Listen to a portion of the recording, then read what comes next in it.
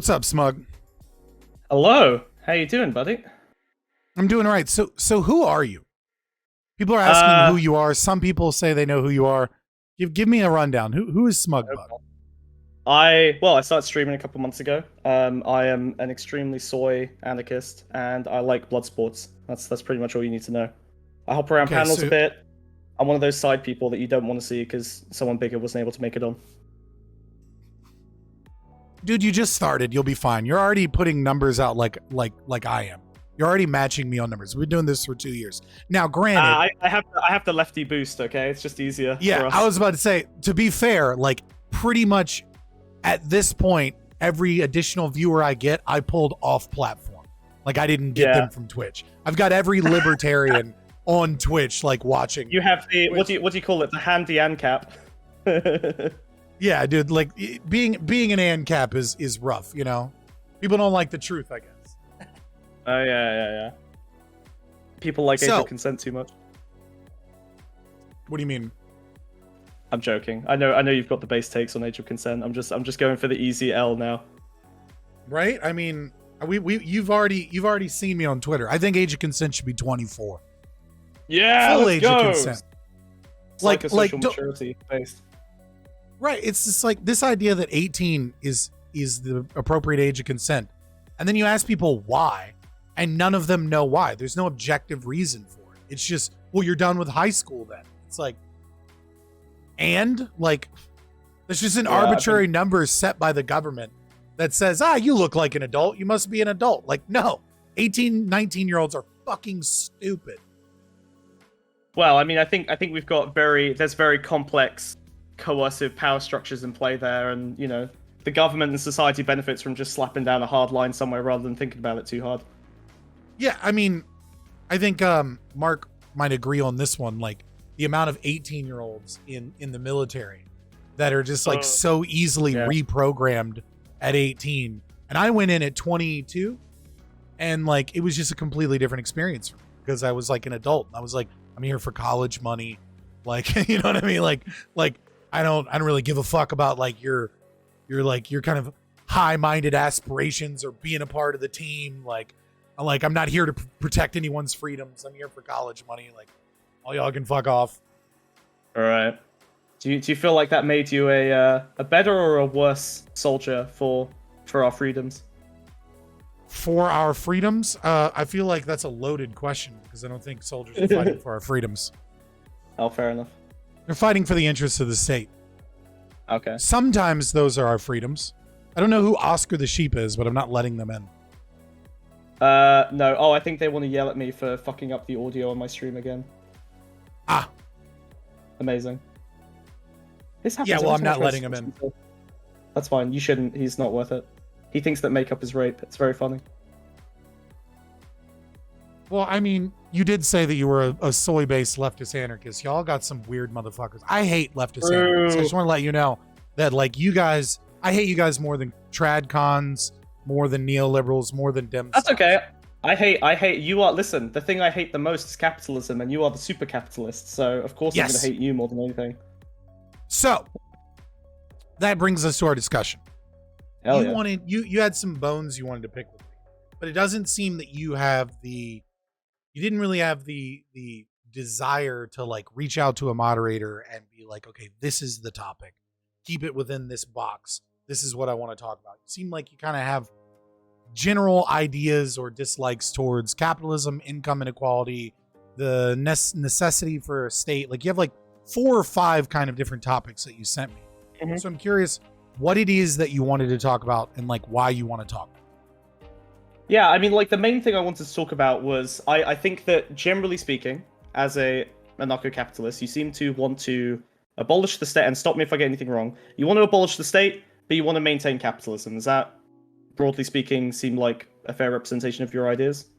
I would reword it to say I want to abolish the state, and I want to institute capitalism, because I don't believe we live under capitalism. You don't believe we live on capitalism, okay. No, we have a mixed market economy that's socialist and capitalistic. Okay, all right. Just like I would say that there are programs that the government does that are fascistic, but like I don't see like the president as a fascist because he's not like, you know, blood and soil, Ein Volk, Like, you know what I mean? Like, he's not a fascist, but there's some fascistic things that occur. Our economy is not capitalist, but there are some capitalistic things that occur within the economy. Yeah, we're And not. there's some We're not socialist things. Sure, we're not at the peak of capitalism. Obviously, like we haven't got 100% capitalism if we're on a spectrum from capitalism to state intervention. Although Right. I would say you seem to frame 99% it- capitalism isn't capitalism, right? Like that's a different economic system. Of course. Oh, hold on one second. My audio is still screwed. 1 second. It seems fine on this end, but if you need a second or two to get your audio straight, like I'm all for it. Yeah. It's people are complaining that it's a stream problem. 1 sec. This has happened a couple times. Yeah, leftists. We didn't invent any technology, so we don't know how to use it, right? No, leftists invented some technology.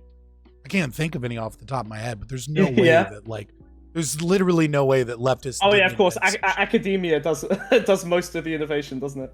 Right? Like, come on. And then there's also the Oneida, right? Oneida was a leftist commune that worked out pretty well. Interesting system of education where they like believed fully in like it takes a village to raise a child, so they abolished parental rights and cycled children amongst everybody. And they actually ended up with better education than their counterparts at the time. And now Oneida is just a corporation that makes a bunch of kitchen appliances, some of which they invented. So there you go. Leftists invented some things. Leftist Incredible. anarchists invented some things, and you use them in your kitchen. We were able to make a fridge. We did it. No, True it's like practice. fucking like those tomato slicing things and different kitchen appliances. God damn, hold on. I might need to reconnect. This is really fucked. It seems like no one on my stream can get audio. This has not happened before. Huh. Oh wait, hold on. I have a thought. Maybe I am a complete idiot. Yep. Are you using like a virtual audio cable or something? Nope, I sorted it. I'm just more stupid than I thought possible. We got it, guys. Don't worry. You muted Calm the yourself. fuck down. You muted yourself and forgot to unmute. No, I cut the volume mixer. I turned off OBS's volume mixer, and it just cut sound to everyone. You did it? Yeah, we got it. Okay, great. All right, wonderful. So yeah, I guess the main thing I want to talk about is that given that you want to, abolish the state and, as you put it, institute capitalism, my understanding of even your form of capitalism is that it would lead to inequality, and that inequality, that unequal distribution of resources, would maintain or those resources would be linked to power, right? Like you accumulate resources, you have more power to manipulate the world, manipulate other people than someone with far fewer resources. I would not say that it would lead to Oh. inequality. What I would say is that inequality is present within humans because we're diverse, and that inequality is a part of the nature of existence. But it's an impossible thing to get rid of.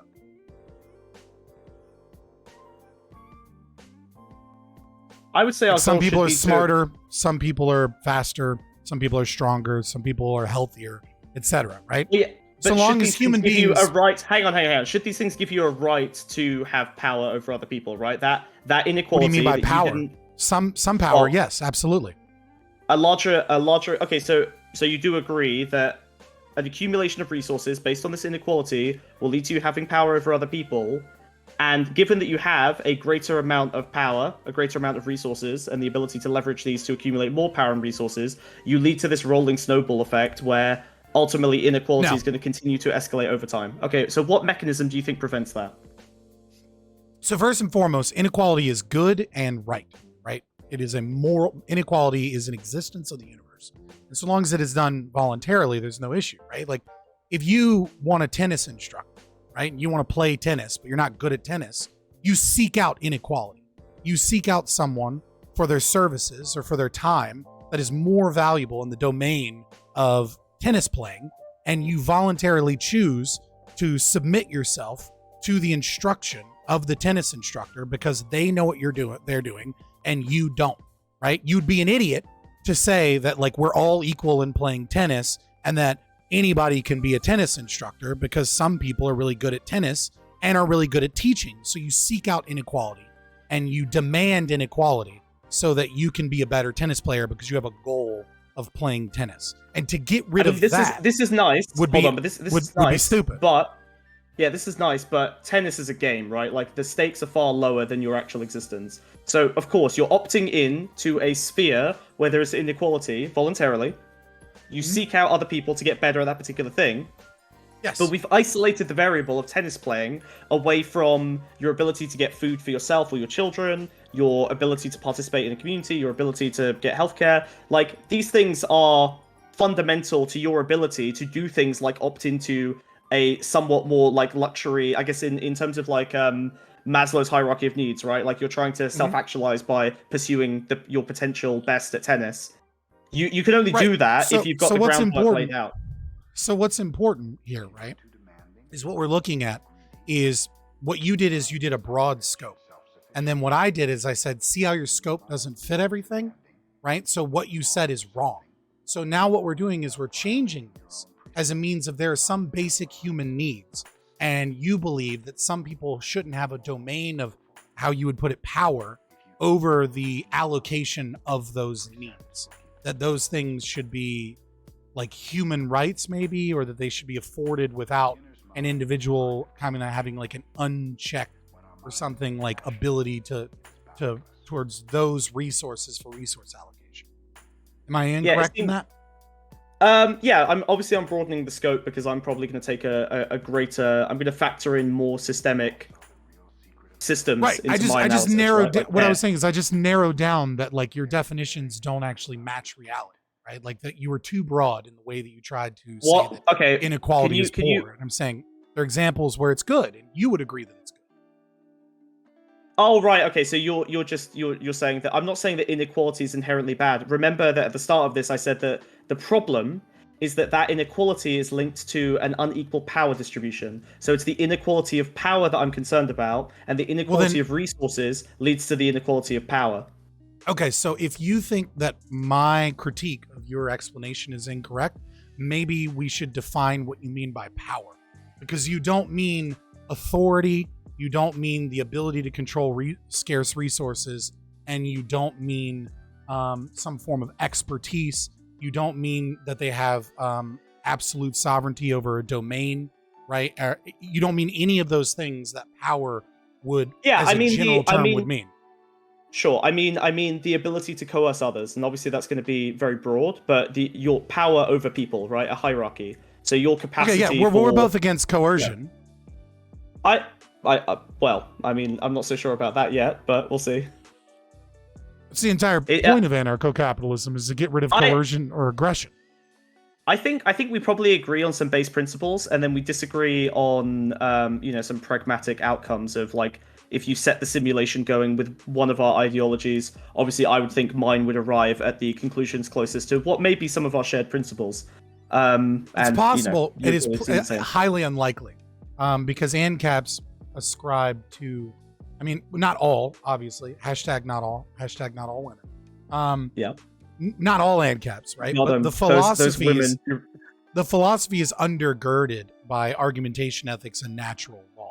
Right? So in many ways, we operate philosophically very akin to deontology, but it's not deontology because we have certain things that we believe are morally unjustified, and we don't necessarily have prescriptions within the domains of what is presumably not proven to be unjustified. Right? So it's not quite the same as deontology. Hold on. Do you think we can even have a conversation if you subscribe to natural law and I'm going to subscribe to consequential ethics, like a rule utilitarian framework? Well, I mean, I think there's kind of two options there, right? We either simply understand those are our situation and agree to disagree, or we completely forego all consequences and we debate philosophy for the entirety of the time. I think it's probably more helpful for your audience and my audience to simply say that you believe that a subjective analysis attempting to be as objective as possible through empiricism to get the greatest outcomes is the greatest good. I'm not trying to straw man you. Is that inappropriate? No. That seems fair enough. And look, we've both already. And then I would say coercion, maybe that certain things are morally unjustifiable. Period. And there are no if, ands, or buts. And that is my primary cause. My primary concern. Okay. So theft. Okay. private property, the right of self-ownership. These things must be justified via the law of non-contradiction, and that anything against them is morally evil or morally wrong. But I'm willing to step into your philosophical domain and seed that discussion for the interest of having a fruitful conversation. But just know that I disagree with all of this consequential analysis. Anyways. Can I just to restate that back to you to make sure I understand it? You think that we both agree that we want to reduce coercion, but where I will probably take that as like its own kind of nearly fundamental principle that I want to achieve to the greatest possible practical extent, you will stop at a line where you feel like you're violating one of those natural laws. Yeah, aggression, the non-aggression principle, right? So any theft of private property via homesteading, any form of threat, fraud, or violence against a non-aggressor, which is someone that is not. Well, it's not theft if there's no private property, right? I believe private property is a fundamental human right derived from self-ownership. Personal property, I think Lysander Spooner kind of already destroyed Bakunin on this as contemporaries in the very beginning of anarchism, and destroyed Tucker and even convinced Tucker in every domain with exception to intellectual property. So I think our founding fathers of anarchism kind of already figured this out, and they all excluded Bakunin from this. And then modern anarchism likes to pretend like Proudhon and Chaudet, Voltaire de Cleyre, Benjamin Tucker, Lysander Spooner, Josiah Warren, and every anarchist that was a founding kind of father of anarchism are not real anarchists. Only Bakunin was, and then Kropotkin, Moltessa, Hermos, de Jacques, etc., in the kind of leftist vein. Okay. I feel like you've just done like the first 60 moves of a chess game, and I think maybe people won't be able to appreciate that if we don't step through some of it. So I think it would be valuable to understand and again, we can tackle this at like a more superficial level, just so it's more. Yeah, I'll give you time. I said a lot of anarchist history in like. I know. I'm sure you're better read than I am on the certainly on the right wing side of that, or not the right wing, but the anarcho-individualist. You don't have to call it right. Sure, yeah, anarcho-individualist. Fine. But like I don't see the value in maintaining private property rather than temporary possession. For a lot of reasons, in part because it doesn't seem to me that there's a value, or rather, I don't think you can justify the accumulation of that property by any moral metric, right? It seems to me to be that the reward for success within the framework of our current society, or any future one that we build where an unequal set of resources is still achievable, right? You can still get rewarded for success, whether you're faster, stronger, smarter, whatever. It seems to me that ends up giving you like a natural, an ability to coerce others. So you're rewarded just by virtue of being born or being raised in socioeconomic circumstances that result in you having an advantage over other people, despite that not being through your own effort. But frankly, I'd be happy to see that, because I don't care how hard you work. I don't think that the reward for hard work, for whatever meritocratic system we have, or natural inequality, the privileges you were born with, or raised with, should lead to you having that coercive power over other people. It just doesn't seem to me that having the smartest person in charge of people will necessarily lead to the best outcomes, even if we build a system that rewards smart people, because the smartest person still might lack things that have good qualities in leadership, like empathy, like the ability to negotiate with people, like the ability to be emotionally intelligent, as well as whatever, technologically intelligent that helped them invent the widget that got them to that point, right? I don't think there's a value in giving you the reward of power over other people, regardless of, whether they earned it or not. This seems to me to produce bad outcomes more generally. Okay, so first and foremost, reminding the audience that I'm stepping into the domain of consequences. Sure. Because normally I would just say I don't care about those outcomes. What I care about is whether or not rights were violated. But setting that aside, right? Let's take a look at an example. Well, maybe not an example. Yeah, sure. So like Elon Musk, right? Elon Musk is working within a capitalistic frame. I wouldn't call it capitalism, obviously, because it's not capitalism. Sure. He's good government subsidies, etc. Tax structures, which are anti-capitalist. Yeah. All taxes are anti-capitalist. regulations that are not market-based, but state-based, etc. But regardless, right? Elon Musk is not the greatest engineer, right? Elon Musk is not the greatest scientist of our time. Elon Musk is someone with a bachelor's degree in science and management skills, a certain kind of craziness that it allows him to want to take risks that other people wouldn't take. Also, of course, there's some friendships. I think not mentioning ARK, one of the largest hedge funds in existence, and the fact that he works with, that they're good friends gives him a certain. He has a lot of insulation from those risks as well. He gets to play at the casino more often than most people. Of course. So there are a lot of factors that go in. And so what I would say is within a truly capitalist system, those factors are considered, right? That those factors do exist, and that the idea of like meritocracy being around some domain of private property ownership, like it doesn't really make sense. It doesn't make sense in the economy. So I would say that a good manager is valued for being a good manager. Someone that is a creative is valued for being creative. Someone that thinks outside of the box does present certain values for those things. So I don't really understand from that perspective. It doesn't make any sense to me to say like, well, look at all these other things, and I'm like, yeah, the market acquires all of those things.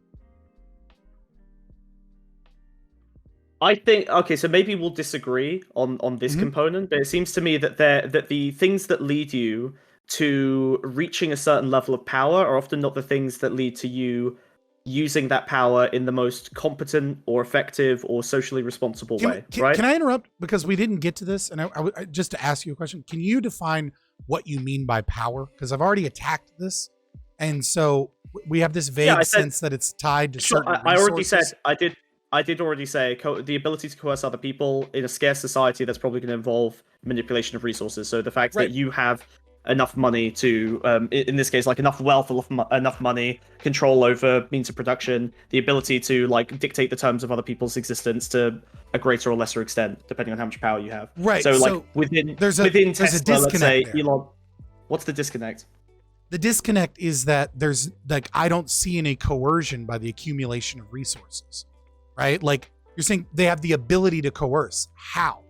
Right? Like if you're saying if an individual has power, it's assumed you're baking into the definition an assumption that a certain accumulation of resources leads to coercion. If you want me to explain, let me explain. So a Walmart opens up on out of like next to on the outskirts of town, 1,000 people live there, whatever. Everyone starts going to the Walmart because it's an effective monopoly. It's extremely cheap.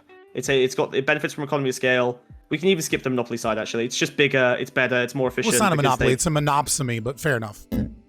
I don't even know what that word means, but I'll take your word for it. A monopsony means that they have a majority of the market share, technically speaking. Only so they still have a monopoly. Okay, fair enough. Yeah, fine. Sure. So they're a monopoly. Sure. So obviously the local stores get outcompeted. Everyone starts shopping at the Walmart. The fact that this Walmart has a vast accumulation of resources compared to the local mom and pops means that those businesses can no longer operate. People effectively don't have that community is going to end up starved of funds because people who worked there locally are now, that money is now being extracted from the community up to this massive pile of resources. So now they have less money, which means they have to shop at the Walmart because it's cheaper and more effective and more efficient for them. And so you end up in this cycle where it gets worse and worse and worse until eventually they are effectively coerced into shopping at the Walmart, and then the Walmart can go do that to the next town over ad infinitum until it becomes as big a monopsony as is possible before the state turns into a monopoly. Okay, so what I'm hearing is that economies of scale, right? Which for anyone that's listening is the theory. We'll say theory. That as a company accumulates more capital, that this accumulation of capital allows them to produce things at a cheaper rate. That it allows them to kind of cut prices of smaller competitors that have more roadblocks economically. Is kind of like a 1,000-foot view of economies of scale.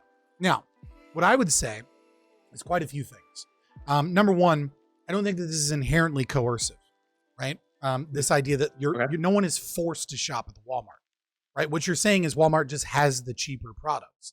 That doesn't mean that you have to shop at Walmart. The second thing that I would say is that economies of scale is exacerbated by the state. And what do I mean by this? Walmart's a great example, right?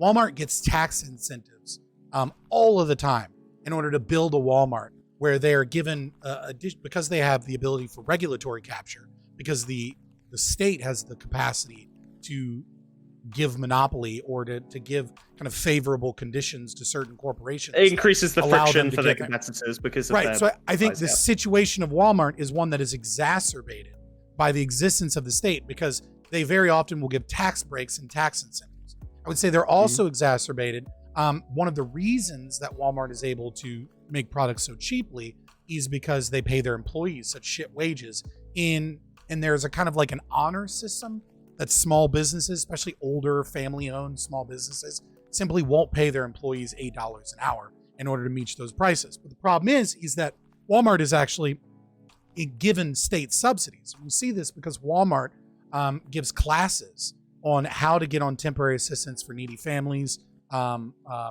food stamps, etc. So the state actually steals money from the middle class mostly, and some from the wealthy and very little from the poor, in order to redistribute that wealth to the poor. What it actually does is it effectively subsidizes companies like Walmart to come in and give like shit jobs in the area. So I think all of these problems would be reduced, but that doesn't defeat economies of scale, right? It only says that this is exacerbated by the state system. And so the theory I think that you would propose is that eventually it would occur even without these exacerbations. And I'll allow you to respond to my critiques, and then I'll tell you why I think that's wrong. Okay. So first of all, I obviously disagree that it's not coercive and you don't have to shop there. Eventually, you do have to shop there, right? Eventually, there is going to be enough economic...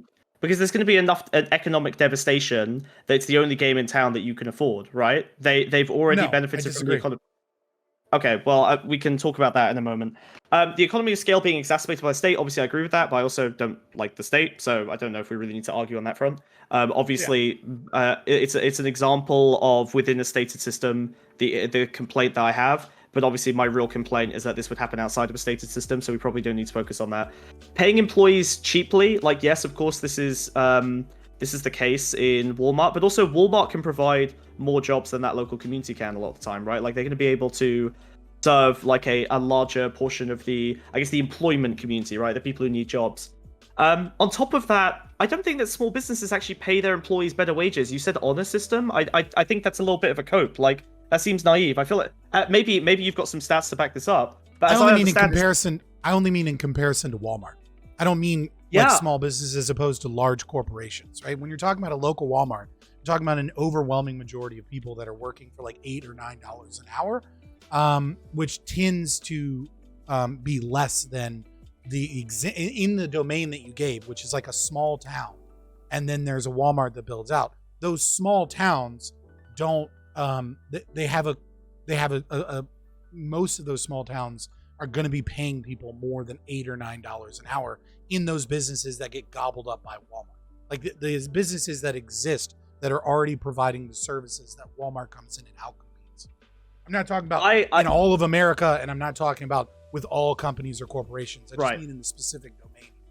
So I don't think that's realistic, because my real critique of this is that I'm treating Walmart as a bit of a parasite here, right? You've got this local economy that obviously some wealth is extracted obviously from the community, but generally speaking, in a more local economy with like mom and pops where the business owners live locally, we would both agree that the economy is more circular, right? There's more like distribution of wealth within the community. Business owners who benefit end up spending money within the town, and you end up with this like local spending that tends to benefit from local spending, right? It's like it's a virtuous cycle of exchange of money within that community. You know, people will buy shit online from Amazon or whatever, and obviously this tends to make communities poorer over time because that wealth ends up being extracted rather than everyone spending more money locally, resulting in everyone having more money to spend locally.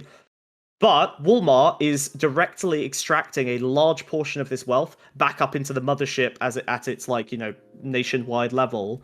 And this small town simply can't compete with that. So the town is going to end up with less money. The first thing the small businesses are going to do is start tightening their belts, firing people, and doing whatever they can to cut costs to try and compete. Walmart will probably pick up those fired people, potentially even at a better wage, because those small businesses cannot compete with Walmart in this case, and Walmart can eat the loss of paying employees a better wage in that local area for a few years, just while they're crushing everything, in the same way that Amazon's able to leverage their AWS money to crush any particular market that they want to. So again, I feel like it's not just about the economy of scale, like for like, product for product. It's also the fact that Walmart can sustain frankly 100 years of local losses in one community to secure it as like a method of financial extraction in the future, that the mom and pop simply will never be able to sustain that level of like economic aggression. And Walmart has done this in enough other places and will continue to do it in enough places that they have these effective local monopolies where they're the only game in town unless you move out,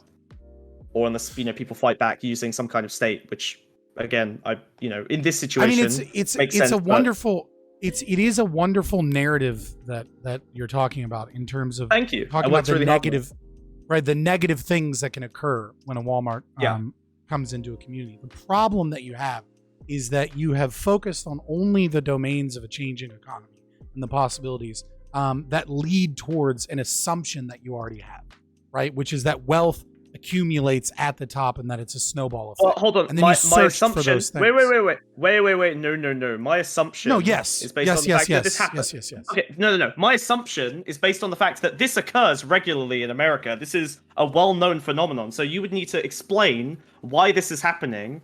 Other than, but of course, your assumption is that capitalism would work fantastically if there were no state. So you're just going to do the exact same thing you're claiming I'm doing, which is that once the state is removed, this wouldn't happen anymore. That's your assumption. So then we're going to have a lovely discussion about how our competing, which of our assumptions makes the most sense. That's the whole point of this. So just calling me out for like making an assumption, the exact same kind you would do if you were giving your narrative, it's kind of pointless. Like it seems like a easy attempt at a dub when we could just argue out the details.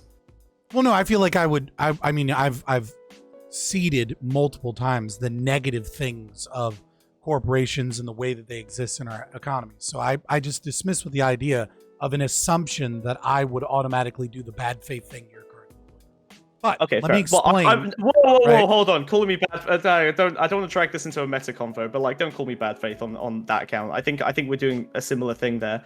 I also want to note that you can't. Okay, fine. I also want to note that you're loading everything on your side of the equation towards blaming the state, and you're skipping over the inconvenient components where you don't agree, for example, that it's coercive. When you are, you skipped over the coercion. You said, well, that wouldn't happen. That's not. I don't believe that coercion would happen. So explain why that coercion wouldn't happen. If the mom and pop shut down, pause. You're trying to dominate the conversation and being faux offended. Like you called yourself a debate lord at the beginning. These terms get thrown out. So let's just slow this down a minute. Now, the reason I threw out the coercion isn't because I'm some like defender of capitalism per se, though that is true. The reason I do that is because we fundamentally disagree on what coercion is. Right? This has nothing to do with maintaining my argument or anything like that. I don't think that withholding your own private property that at the bottom of Maslow's hierarchy of needs is in any way, shape, or form coercion. I simply don't agree that that's what that is, but you would say that there are certain fundamental human needs, and like maintaining a monopsony or a majority hold on those needs, and then doling them out at your convenience, at your price, would be a form of coercion, because people are limited in their choice-making capacity. If you don't like the word coercion, how would you describe what I'm describing, which is that if you lack the ability, if there's only one place for you to get the resources you need to live, you are influenced greatly to go seek out those goods and resources that you need. Okay, so what you're now talking about is what's known as a natural monopoly in economics, right?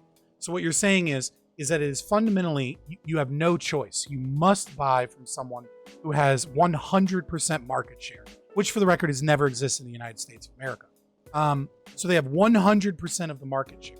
Now, a natural monopoly occurs when a private property owner gets all of the natural resources. This usually occurs when a new technology or a new resource is discovered, right?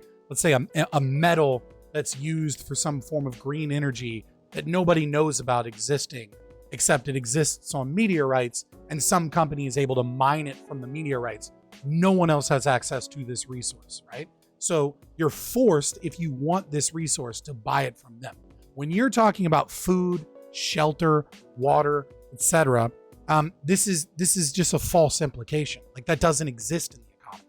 There is no economy other than, let's say, like maybe like a monarchy, where there's some form of other coercion, like kidnapping, inability to move, some other violent form of aggression that we can deal with, that makes it to where this person is unable to choose anything other than what your company is selling. And that's not a system that anarcho-capitalism or capitalism advocates for.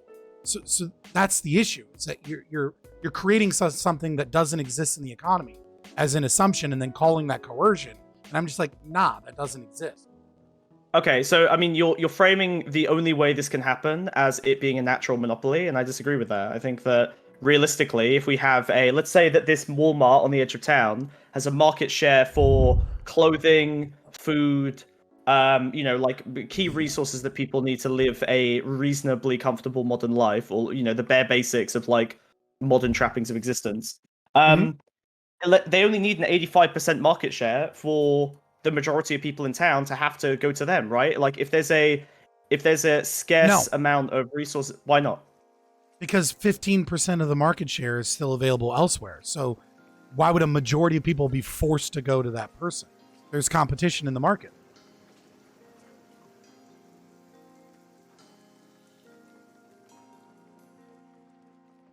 Did you cut out or disconnect? No, I'm thinking. But Walmart is out. Go ahead.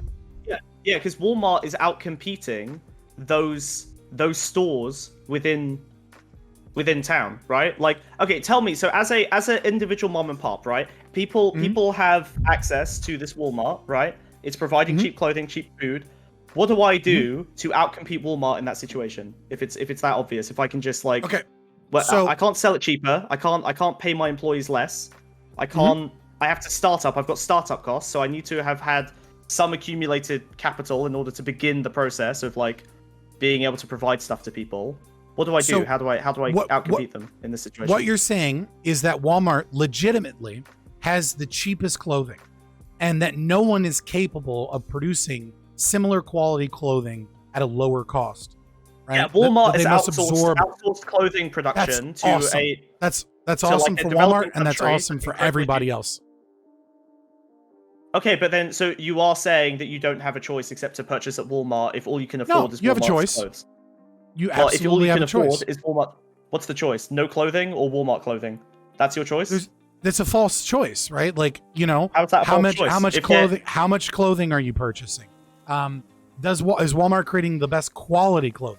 Is it possible to purchase clothing elsewhere and get less clothing, but get clothing that's made better because it's not outsourced with the means of being cheap, but is made, let's say, locally with better materials with better craftsmanship? Like, there's a lot of choice that exists in this, and you keep just saying that because you're poor, you must shop at this place. Plenty of people could, during the Great Depression, for example, or in other harsh times in American history, people made clothing. They were actually pretty good at it.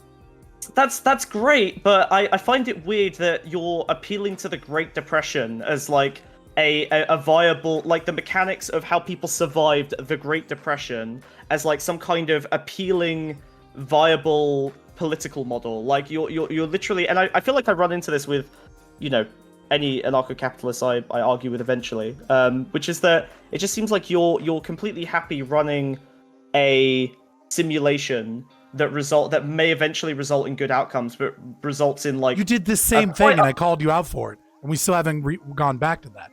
Like, there are plenty of other economic variables that you're willing to ignore under the assumption that there will be an accumulation of resources at the top that creates a snowball effect that ultimately leads to power, and no one has a choice. In every system you put forward, you present choice, and then you get mad that I'm saying, look at these choices.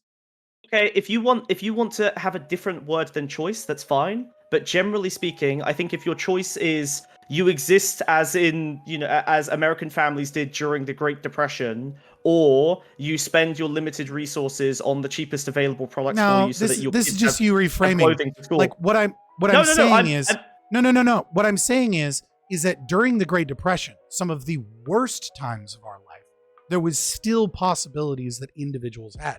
So what I'm doing is I'm comparing and contrasting an even worse position than the one that you put forward, which is that Walmart in this local community has 85% of the market share. And I'm saying when no one could afford clothing, they still were able to manage to get clothing of some kind.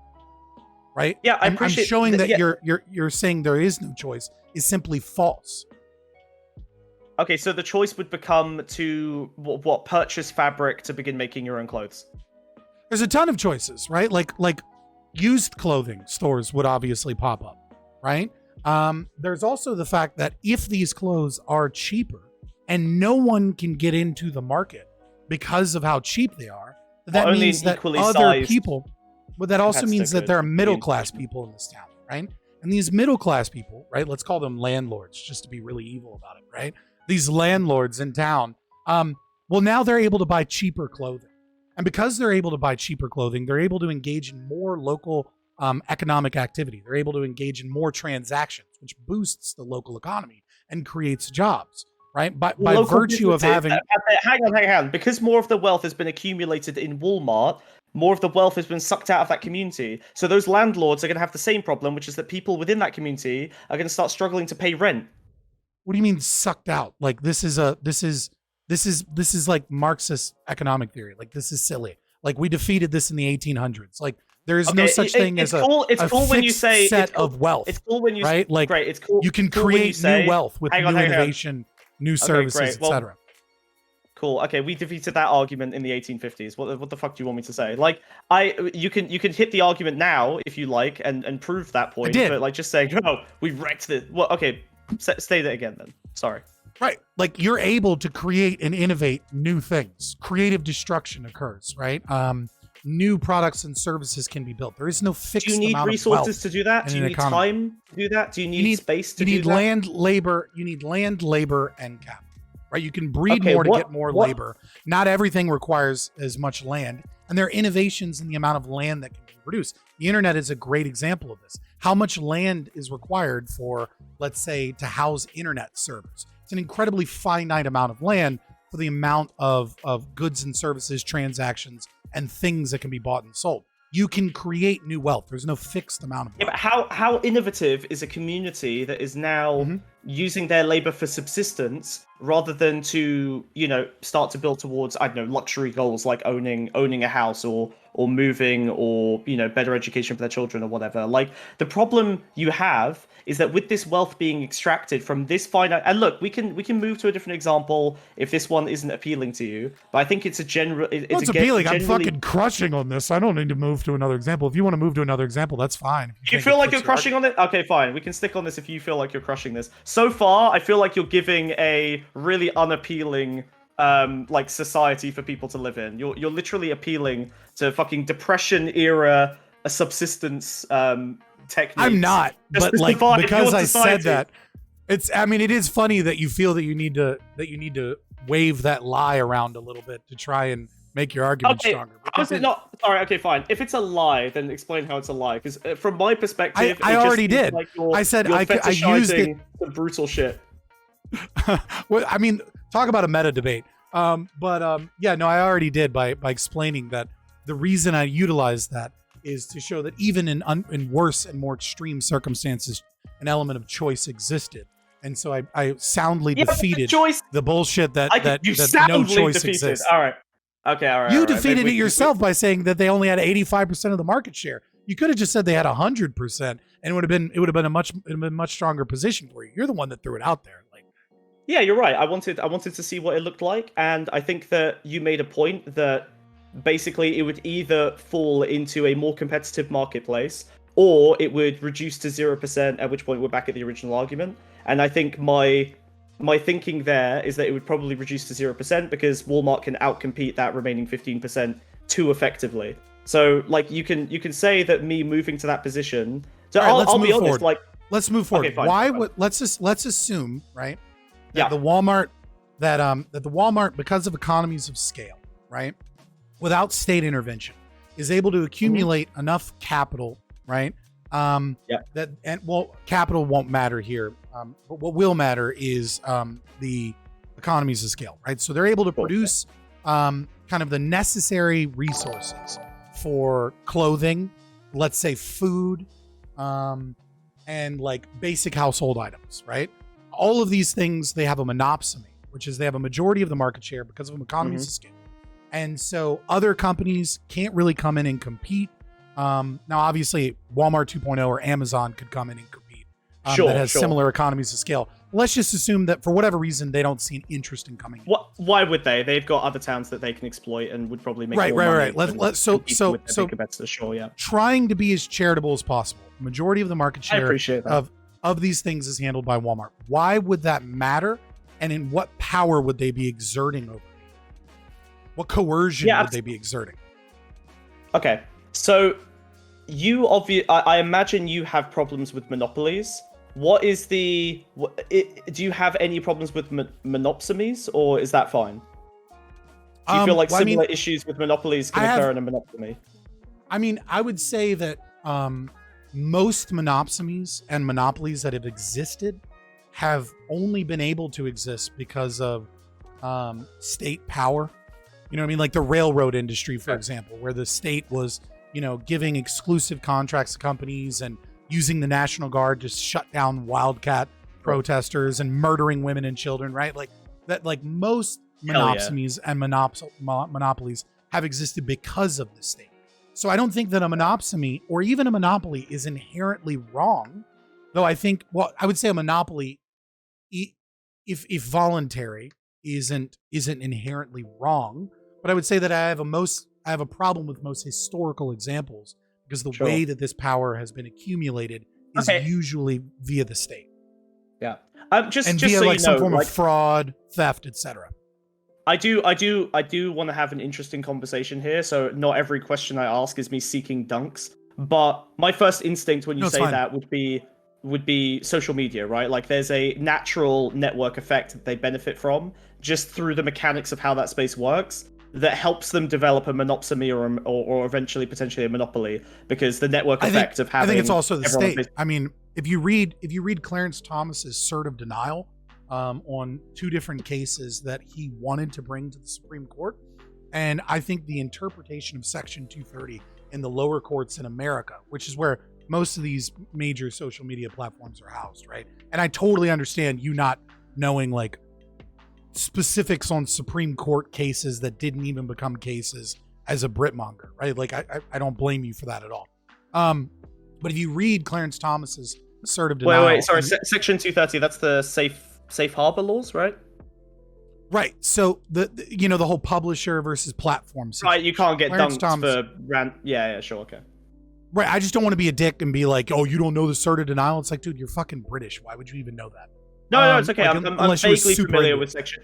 I'm vaguely familiar with Section 230. Yeah, I mean, it's important because, I mean, they're housed in America, but they affect you. It reflects my life too, yeah. I would say that the lower court's interpretation has been a de facto state granting monopsony on the market because they don't allow people to kind of like sue for like a breach of contract with their vague TOS, and that they are indeed a publisher, and then they act as publishers and they act in censorious ways, and that they are kind of granted kind of immunity from some of their behaviors that leads to a less competitive marketplace. And that we would have more competitive market without states' involvement in that protection. Yeah, I don't really buy this. Like Section 2, I don't see how the dismantling of Section 230 would result in that network effect being any lessened. What it would certainly, I agree, have a economic impact on social media networks, but it wouldn't affect the core benefit of the network effect, which is just that the more people are on one of these platforms, the more valuable the platform becomes, and that itself is another snowball effect that is going to lead to everyone being on very few platforms, because why would you be on one where your friends aren't? I mean, but people use multiple platforms. Platforms can do different Well, things. sure, Like but I'm on Twitch, for example, right? I'm on, I put some good stuff on YouTube, but Twitch offers better emotes. I have trigger fire so that people can play certain things. There's services that are available on Twitch that aren't available on YouTube. I wouldn't really call YouTube or Twitch social media in the same sense as like Facebook or Twitter or these like because like in these spaces, right, you have content creators and then you have an audience, which is a little bit more separate. Facebook, the idea, and Twitter, the idea is that every individual has an account, and obviously some people have more influence and more people following them, but broadly speaking, you've got like this. Facebook is like the closed network where you're meant to mostly associate with your own friends and groups. Yeah, and Twitter is like they an offer open different network. services. Yeah, they I offer agree. But there will only be one of each, right? So there's no way you can really start competing with Twitter now. It almost doesn't matter how much money you dump into it. Look at how much money Google dumped into circles to try and compete with Facebook. They hemorrhaged money on that shit, and you might say it was a worse product. I think objectively it did a lot of things that modern social media does a lot earlier because it was able to start up later in the game, benefit from better technology as like its foundation. But they failed because of the network effect, right? No one fucking joined it because everyone was already on Facebook, so why bother? Well, I think there is a certain cost, right, to that. That has a certain, or I should say value to that, right? Like how many people you have on your platform certainly is some form of value. That doesn't mean you can't compete with it. You know what I mean? Like, censorship. I would argue it's an unassailable value. I think it's a near unassailable value. Yeah. Censorship, right? Well, I mean, it just depends on what it is that you're trying to sell, right? Like Gas Digital. There's a lot of libertarians, a lot of comedians, a lot of people on there, right? Like, why aren't they using Rumble or Odyssey if it's just censorship? Well, it's not just censorship. It's also that they want to build their own community that's different and that they offer services that don't exist on other platforms. One of them being photos and GIFs in chat, and kind of like it's a Wild West place where like you're going to see a lot of wild shit. So like I think this is kind of the argument of creative destruction, right? If someone creates something that's innovative or new or that people like, then you might see a small community move over, and then eventually what can occur is if one platform doesn't continue to compete with the added value that they certainly do have of having a majority of people on their network, then eventually they will crumble and die. I mean, that's what happened to MySpace. MySpace was great, but I mean, it got bought out because it started falling to Facebook because Facebook was a superior product, despite the fact that everyone had a MySpace and nobody had a Facebook.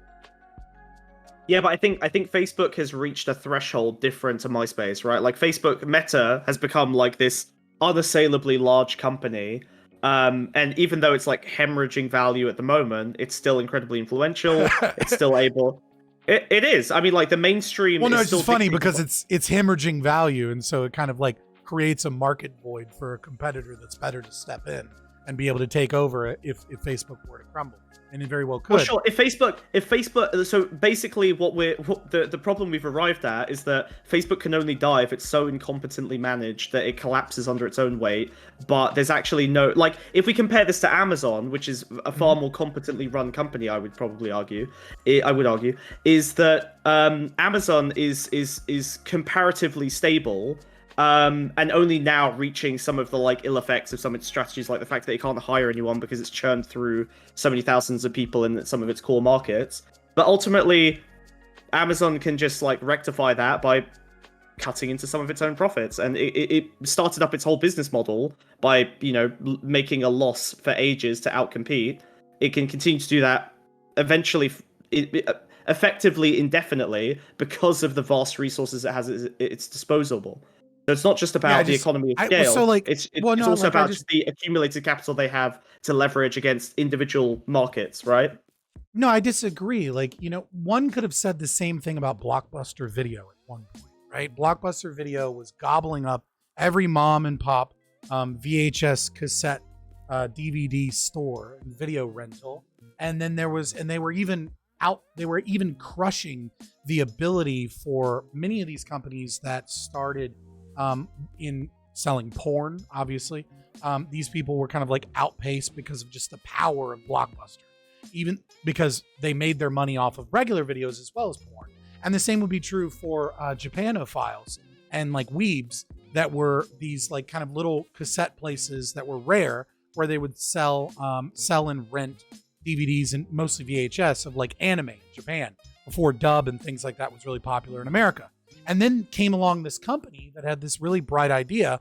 What if we did a mail service and we create this thing called Redbox, and we create this thing called Netflix? And Blockbuster attempted to create something like Netflix and didn't do it well.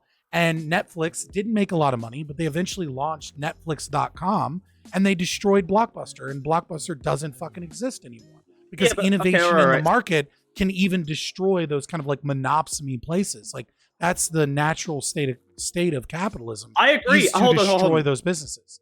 Hold on, I agree that innovation can.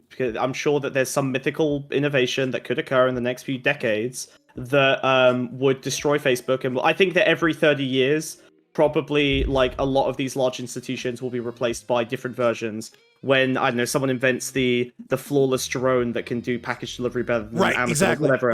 That's probably what it'll be. Like some company that develops better drones and like a better I system totally agree that this happens. It doesn't solve my problems with the system, which is that first Amazon has like a monopolistic or monopsomistic ownership over the market for 30, 40, 50 years. And then the next company just ends up taking over that monopsony. That doesn't improve the conditions for anyone. All it does is put a different king in. The condition that your only option is Amazon, and Amazon outcompetes all of these local institutions that used to be able to... I haven't bought anything from Amazon in 2 years. The only thing that I've ever bought on Amazon in the last 2 years has been my co-host bought these green screens, right? That's your individual experience, but that's not reflected in their quarterly earnings reports. But it proves that I do indeed have a choice. Like, yeah, but you have the luxury. You haven't brought forward any power.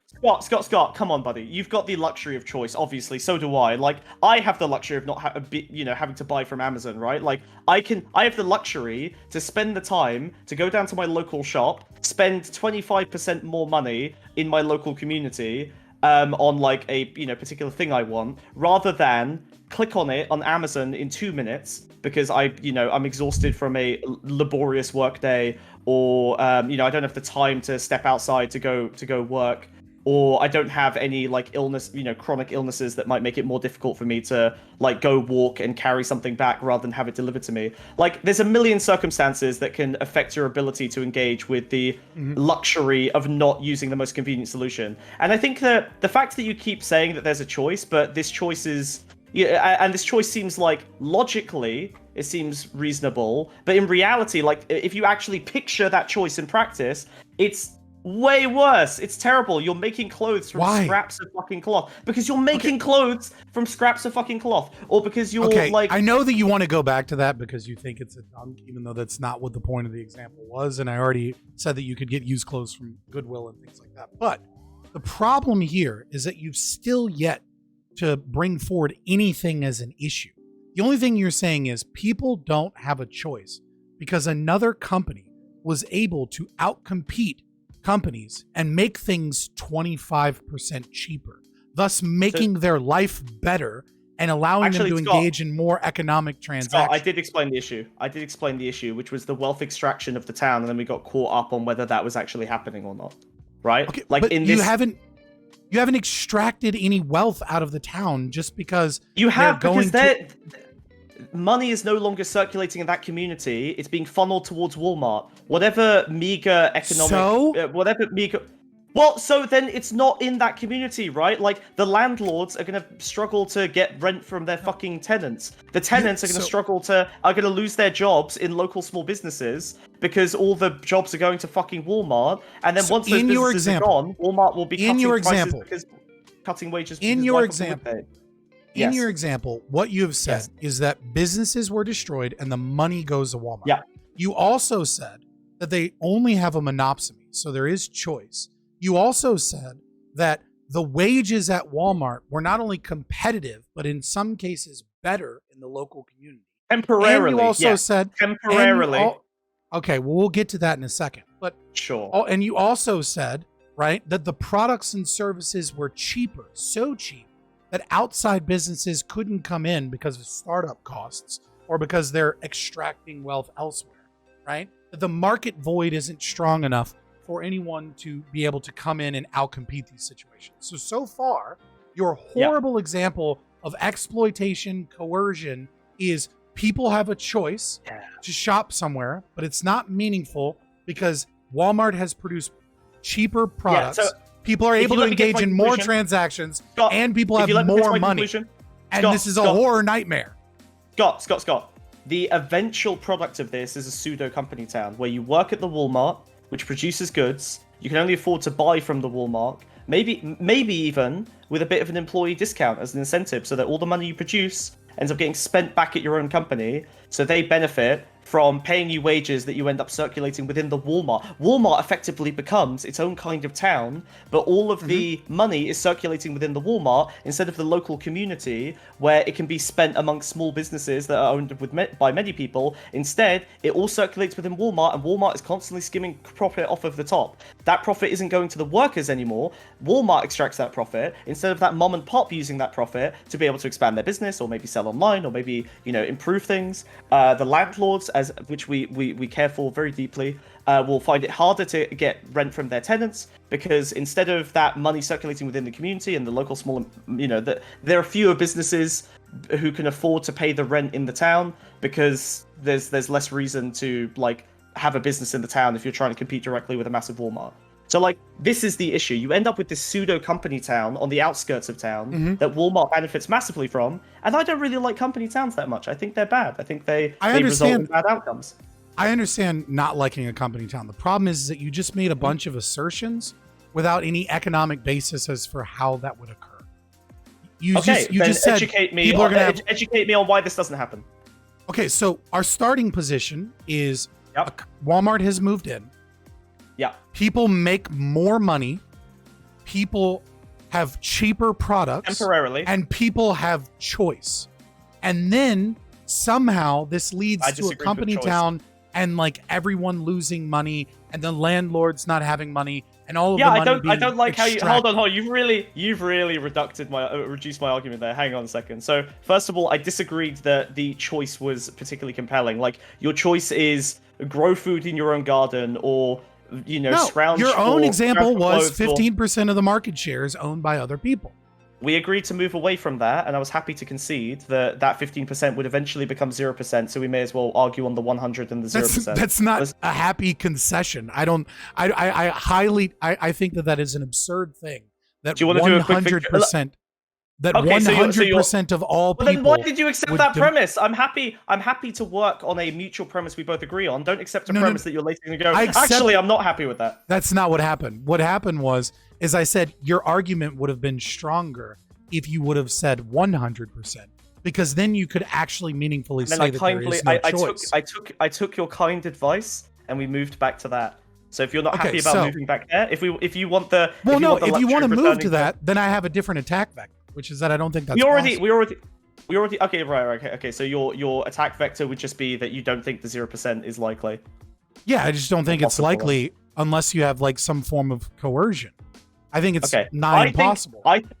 Listen, Scott. I am a small-brained leftist. Okay, I think I gave quite a compelling set of narrative, logical movements from the original concept of the Walmart arriving at town to eventually becoming this kind of de facto company town. And I would love for you to explain to my tiny economicless brain how that doesn't happen. At what point am I making the unreasonable logical leap that this is not going to be the result of a massive amount of money being placed in a pile of resources on the edge of town, outcompeting all of the businesses within town, dragging people in? Because this is a phenomenon that is pretty well understood in America. This does happen. You're claiming that this is down to the state, which is why I'm trying to separate out the state as a component, because we both hate the state. So there's no reason for us to really battle on that. I'm not claiming that it's 100% because of the state. I'm just saying I know you're not. So I totally agree. And so that's why I think it's good for us to settle on this area, because it seems like we both agree, the state does exacerbate it. We're fine with that. How does this not happen in the absence of a state, right? Just with the mechanisms that are present between that Walmart and that small town. So, I won't say that it's impossible that a company town exists, right? I don't even know. But if it is possible, and it does occur, I'd need to know, again, what's wrong with that, other than I don't like company towns. But let's move aside. You've assumed that this exists. I don't think it is the most likely. Wait. Do you want to argue that the company town isn't going to happen, or does it make more sense we can move back to that afterwards if it makes sense for you? But maybe we should argue. I'm saying it's possible, right? But I'm just trying to afford you the same charitability you kindly afford me here, okay? But right, what I'm saying is, if it is possible, right? If it is possible, then it would require a certain mechanisms for it to be possible. Yours is an assumption that it is the only way, and assumes a certain level of exploitation that occurs in this process, and it assumes aggression, because it requires that they have a monopoly on the market that can only be maintained through that aggression. Well, it's essentially a local monopoly, because the Walmart has the nationwide resources to leverage, and the town does not, right? I guess it's not a monopoly. It's just the fact that this is my problem, right? It's the unequal distribution of resources leading to an ability to, I know you don't like the word coercion, so I don't know, influence the local population towards bringing that population towards that Walmart, and then continuing the cycle of accumulating resources, which makes the next step even more effective. Like, it feels like the snowball effect that can't really be stopped without some other mechanism at play, or without abolishing capitalism. I want to give you every step of the way the most charitable interpretation I can. So I appreciate that. Let's move into the fact that company town exists, right? Somehow, right? We have an 85% market share, right? And businesses do come in. But Walmart is so effective and so good at making cheap products. Nobody else can come in and offer maybe they sell it at products loss, at the same price. Maybe they're selling it at a loss temporarily in this local market to destroy if everything. They sell it, I mean, if they sell it at a loss, you need to normalize that. Well, no. You need to normalize practice, this. Right. Well, if you sell at a loss, you may be able to do it in one company, but this requires destruction in other areas, right? This requires that they lose in order to sell at a loss. Like, it's an investment. They will lose in other areas to invest in monopolizing this local region, and then they'll reap the benefit of that for 10, 20 years, whatever, before the whole thing collapses or they move on, or So what happens when you sell at a loss, right? Is that doesn't work. That's not like that's a made up phenomenon of a fundamental misunderstanding of economics, and it is a very common one. I'll give you that. If you sell at a loss, right? Then you're calling me stupid, but common stupid. That's nice. Okay. I mean, it's just I have a lot of issue with so many economists, right? I would say the same thing of Paul Krugman, who's a Nobel laureate, right? So you be okay with it, right? It's fine. So, I can handle it better. You know what I'm saying? So what I would say is, if you're selling at a loss, then what's to stop another company from coming in and buying your products and then selling them elsewhere for a profit, because you're selling them at a loss? Oh yeah, you say no. You just say no? Yeah, you just, of course, like when listen, I'm a commercial director at like a large tech company, okay? Like when a competitor comes in and tries to get a view of our product by going through these standard purchasing mechanisms to get a look at it, you know what we do? We go, nah, fuck you, refund, bye-bye. Like, of course we're not going to give them that advantage. Of course. Okay, so I just say no. So not a large firm. Fair enough. That is easy to track and easy to kind of stop. But what's to stop individuals, right, from buying 20 pairs of jeans and then, loading their truck up and then buying another, 20 shirts later, or getting their buddies to do it, right? And getting, $1,000 worth of clothes for $900, driving 20 minutes to the next town, and then selling them for $950. Yeah, I say no. You exacerbate the loss. No, I just say no. Like, Walmart has fantastic tracking mechanisms for buyer behavior, right? Like, it's really easy to conceive of a solution to these problems with the problem is they have in their stack today. In order to sell at a loss, but to avoid this, now you need to sell at a loss of like something that is still a loss, but not enough of a financial gain for people to play those games, right? So now you got to sell it like $9.70. No, you can. There are ways to prevent people from, like, I can create a great enough friction to doing that on a regular basis that, sure, in the same way that we have loss prevention, right? Like, companies don't really give a fuck about their loss prevention all that much. It's like an acceptable loss, but they still put, processes in place to prevent it. Similarly, Walmart can factor that into their losses. Exacerbating the loss. we're exacerbating the loss in another way, right? Because now we're kind of dealing with like centrally planning almost, right? Like you're kind of dealing with the ECP here, which is now we're spending resources to make sure that that doesn't happen. We're buying some piece of software and we're having 1 or 2 people manage it. We're having an additional account, right? We're paying even more funds so that we can sell at a loss, but that we don't sell it too much of a loss, so that we can get a monopsony on the market or a monopoly on the market, but also so that we can make sure that other people don't capitalize on this. Like you're exacerbating the loss. Like it just doesn't work. Hold on. I have literally sold the precursor technologies to retail companies to do this for these specific purposes, to track buyer behavior so that they can make sure that they're not taking it, like for example on refunds, right? Like people will abuse refund mechanisms in ways that are difficult to track. Like this is literally a thing that they find profitable. Like all they have to do is spend less on the technology than they benefit from in the loss prevention when it comes to these kind of processes. They're not benefiting. They're operating at a loss. You already said they're operating at a loss. Yeah, but they can afford to operate at a loss in this town for like 10 fucking years, right? And no mom and pop in the local town is going to be able to survive that economic hardship for that period of time. But what happens after the loss? They have to recoup start raising losses. Yeah. You now have everyone is now working in your Walmart. You raise prices, and you're still incentivizing them with like an employee discount. So you raise prices. You raise prices above the actual price equation, so you can recoup losses. Correct? Exactly. Yep. Right, which now creates a market void for competitors that weren't involved before, like Amazon, to be like, oh, jeans are more expensive than they should be in your local community. Well, you can buy them off of Amazon. Like it doesn't work. If you operate intentionally at a loss to gain market share in a free market, and Walmart, you force yourself. We've seen so many duopomies that there is plenty of room for massive corporations to step around each other, because why the fuck would I ever invest a shitload of resources in competing with my biggest competitor when we can both carve up the land and start extracting resources from either half of the nation? AT&T and Viacom, whatever the 2 big fucking telecom infrastructures in America, do this all the fucking time. They deliberately don't compete with each other. And there's no state element at play here.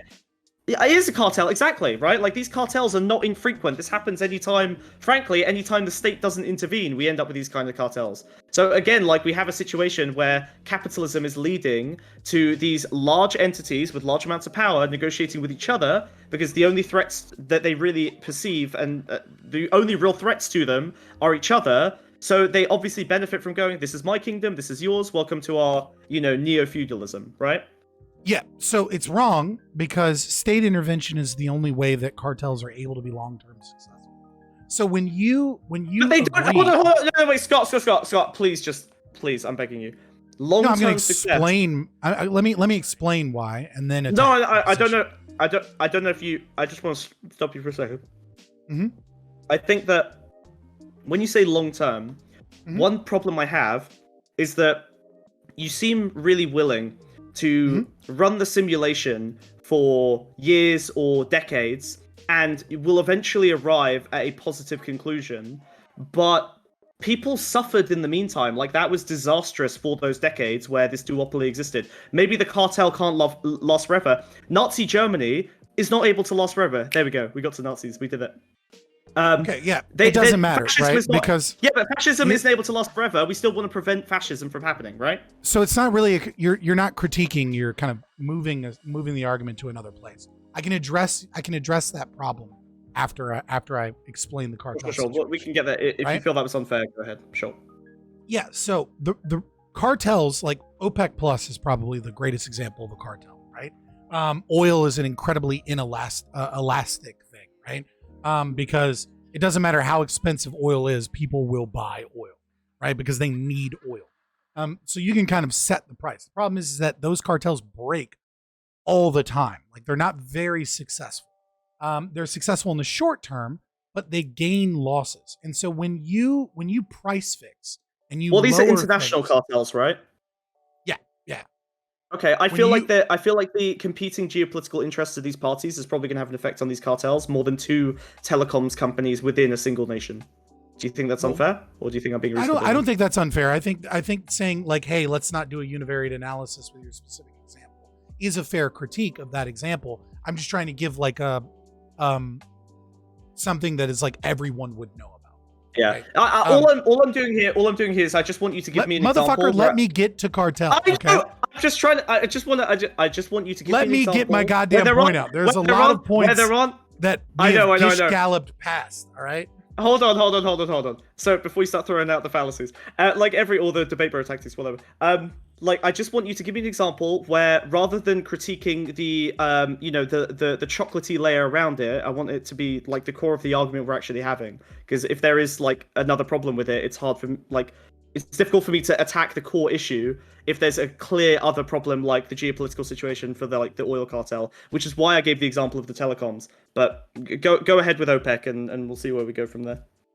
Well, no, it's just I was just giving an example, right? That like these cartels do exist, right? Like I'm saying yes, you're correct. Cartels do exist.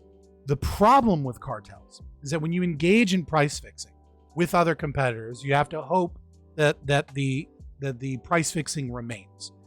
Usually there's a breakaway agent at some point, right? So it is always a temporary thing as a means of artificially reducing price to destroy competition, right? So you have oil, let's say it's $100 a barrel, and then we have a lot of oil reserves. So we start flooding the market with oil. Now, granted, oil is a special case because more of the price of oil is based on the investment than it is the actual price fixing. But let's just set that aside, right? So we can engage with like something people understand without getting too complex, right? The problem is that yes, you will destroy businesses in that market, but when you come back, if the supply and demand equation is kind of demanding, for example, that barrel of oil is worth about $88, right? Because what is profit, right? Profit is just the reward that the capitalist gets for proper resource allocation, and then profit is also the interest that is given to the capitalist for the universal time preference, which is to say you prefer something now as opposed to the exact same thing later. Like you want it now, which means you need the means of production to do it. So the capitalist invests money so that can occur, and they get a profit for that investment. That is part of the incentive. And then, of course, because supply and demand is all over the place and we don't have crystal balls, proper resource allocation means that they gain profit from that as well. So barrel of oil now needs to be $88. That's what people want to spend. That's the price point where you can get a reasonable amount of profit. But they flooded the market at $75, which means in order to recoup their losses, it's not $88 for them. When you talk about the oil reserves, are you talking about a cartel, an individual actor? Cartel. I'm talking about like OPEC Plus floods the market with their oil reserves to artificially lower the price of it. Sure. Right. Now, in order to recoup their costs, their losses, they need to build up their reserves, right? And they need to sell oil at a price point higher than $88 because they don't actually make their money back. So they have to sell it at $92 or $93 a barrel. Problem is that this creates a market incentive for other people to sell at, let's say, 90 because they're getting more than enough profit and they're beating the presumed cartel. And so what ends up happening is that you lose money overall. You play this game enough times, it's not actually profitable. You must operate at a loss and eventually be outbid and destroyed by other companies, other investors, other people in the market when you engage in price fixing. The other problem is that when you flood the market artificially to lower the price, you don't know, and you say, hey, there are software things that I can do to prevent this from happening. Fair enough, right? Like someone else may need to on the retail level, sure, maybe not on the oil level, but yeah. Right. Other people will buy those reserves, right? So that the moment that you raise the price, they can flood the market. And so you're not actually able to sell the oil at the 93 that you need to recoup your costs, because now the market is being flooded again by people that bought it at 75 that are selling it at 85. And so the issue is that cartels don't work long term, nor do monopolies engaging in behavior where they artificially lower prices in order to gobble up the market and then raise prices. The only way that this actually works for companies in the long term is if they use state power. If they're granted some form of a monopoly via contracts, via regulatory capture, or something that gives them a competitive edge in the market because of all of the capital that they have. And so my entire critique of the Walmart situation is that if Walmart is able to make things cheaply, that's fine and that's good for everyone. But if they do this to gobble up the competition and then raise prices, they just create an incentive for other people to destroy them and destroy their own business. And it doesn't work. It only works when they use state power to get things like tax incentives to build a Walmart near town to destroy the local businesses. Okay, I think there are a lot of assumptions here, and probably the most. Yeah, I went on for a while so that I could get out the entire critique. Please go. Sure. The problem is that you're comparing OPEC to this situation where regular human people are competing with a massive corporation. You're using these mechanics that may very well apply to large corporations interacting with each other, but ultimately there is a threshold below which you don't get to play the game, right? That town does not have the resources, no individual. It may even well be that mechanically, in the perfect Homo economicus, rational actor, there are people in that town who may very well have the capacity to compete with Walmart by having just enough capital to buy the resources when they flood the market and then resell it when they raise the prices. But the reality of that situation is really, really difficult. Like, first of all, these people need to have the knowledge, the understanding, the ability to take this risk. They need to This is gambling, right? They are basically gambling that these prices are going to raise soon enough that them sitting on their own loss, which is much harsher for them proportionally than a loss for Walmart is for one of their stores compared to the thousands across the country.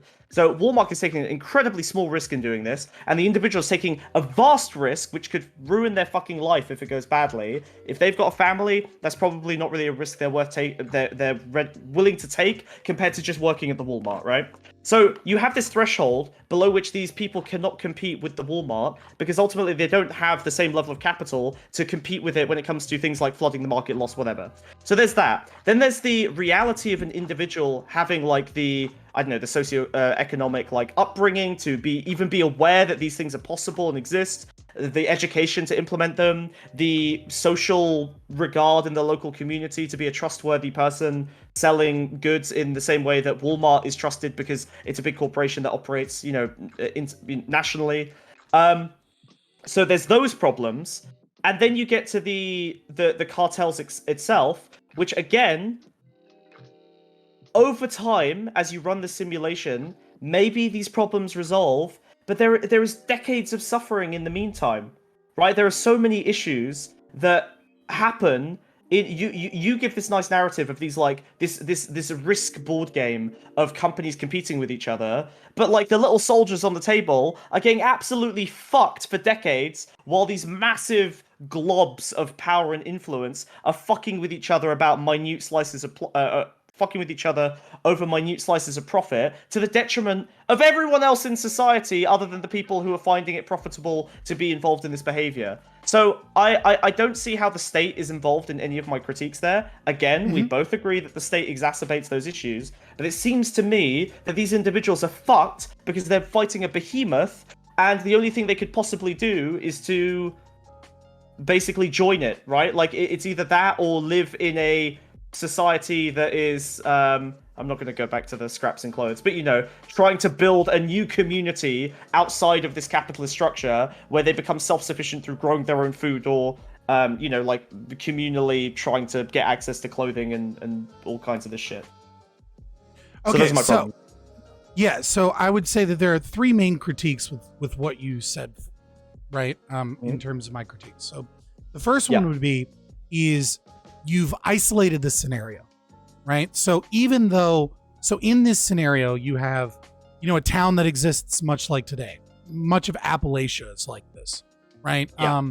Where, you have all of these poor, destitute, low socioeconomic status people that don't have the capital or the, let's say the credit score to get a business loan, etc., to be able to compete in this situation. The problem is that economy and the world doesn't really work that way, right? Like, there are other companies that could come in.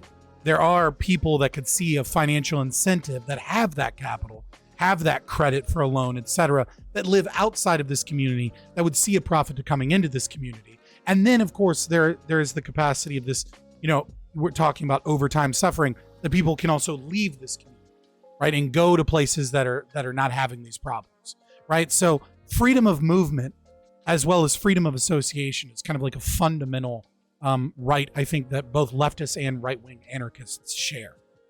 So I don't like the idea of trying to put it... Okay, sorry, I'll let you continue, and then I'll...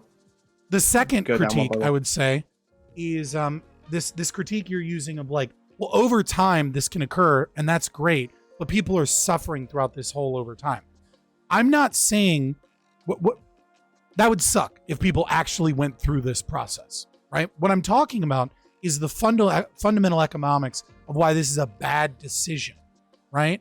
And so if the market is allowed to be able to reign freely, to be able to be unchecked except for regulation of the market itself, the individual buyers and the free association of individuals, what I'm saying is that this is a bad thing and that it's not good. I'm not saying that it is good. I'm saying it sucks for all of those people, and it sucks for the business. It's bad for everybody involved. And so over time, right, it would be beneficial to everyone, both the business and the individuals in that society, that this behavior not continue. It's not profitable for the business. It's not profitable for the people.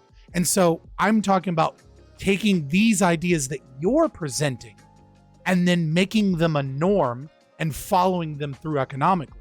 I'm not saying that people need suffer this, or that this is the natural conclusion of the economy when kind of like unchecked by the state. I'm actually presenting the opposite, which is that because this is a bad idea and this doesn't work without a state, that companies would be disincentivized from this behavior more so than they are under the current system where they can engage in regulatory capture. And third, my third critique is this idea that this must be handled through the traditional means of the business, right? Like when Walmart starts producing cheap clothing, like they're, obviously this is a pyramid scheme, so it's not the greatest example, but like single moms engaging in like Lululemon yoga pants is another example of like an outside influence of competition in this space. And so there are a lot of things other than simply like Revolutionary War producing our clothing as we fight the British, or like, turning potato sacks into dresses for our daughters during the Great Depression. There's a multitude of ways under capitalism that you can compete with these, this presumed price fixing that is occurring. And so I just don't think your argument actually matches reality because of those three reasons. Okay. I think you're very reliant on this idea that the most rational thing is going to be occurring just because the market suggests that would be the best thing to do long term. But there's two components to that don't make sense. No. One is that people... Pause real quick. Oh, no. Okay, all right. I agree that people are rational actors and that they act in their own self-interest. But I also agree that information failure occurs as a form in a free market. And that creates a market void, etc. I'm simply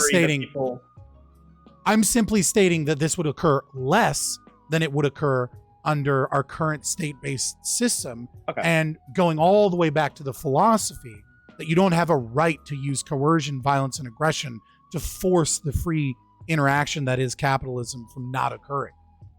Okay. Do you think people have the... Fine. Okay. So do we agree? I mean, I assume we agree that there can be an influence of propaganda as well, right? Like, for example, propagandizing a population to commit to certain behaviors over others that may not necessarily be in their best self-interest. Yeah, I mean, behavioral nudging and propaganda is always a problem, but I think it also costs. It costs money and it costs trust and things like that. Like, it can work to your benefit, but again, I think that it's a dumb move for a business and will eventually become less common than the propaganda that we have under the state, because it costs you money to produce good propaganda.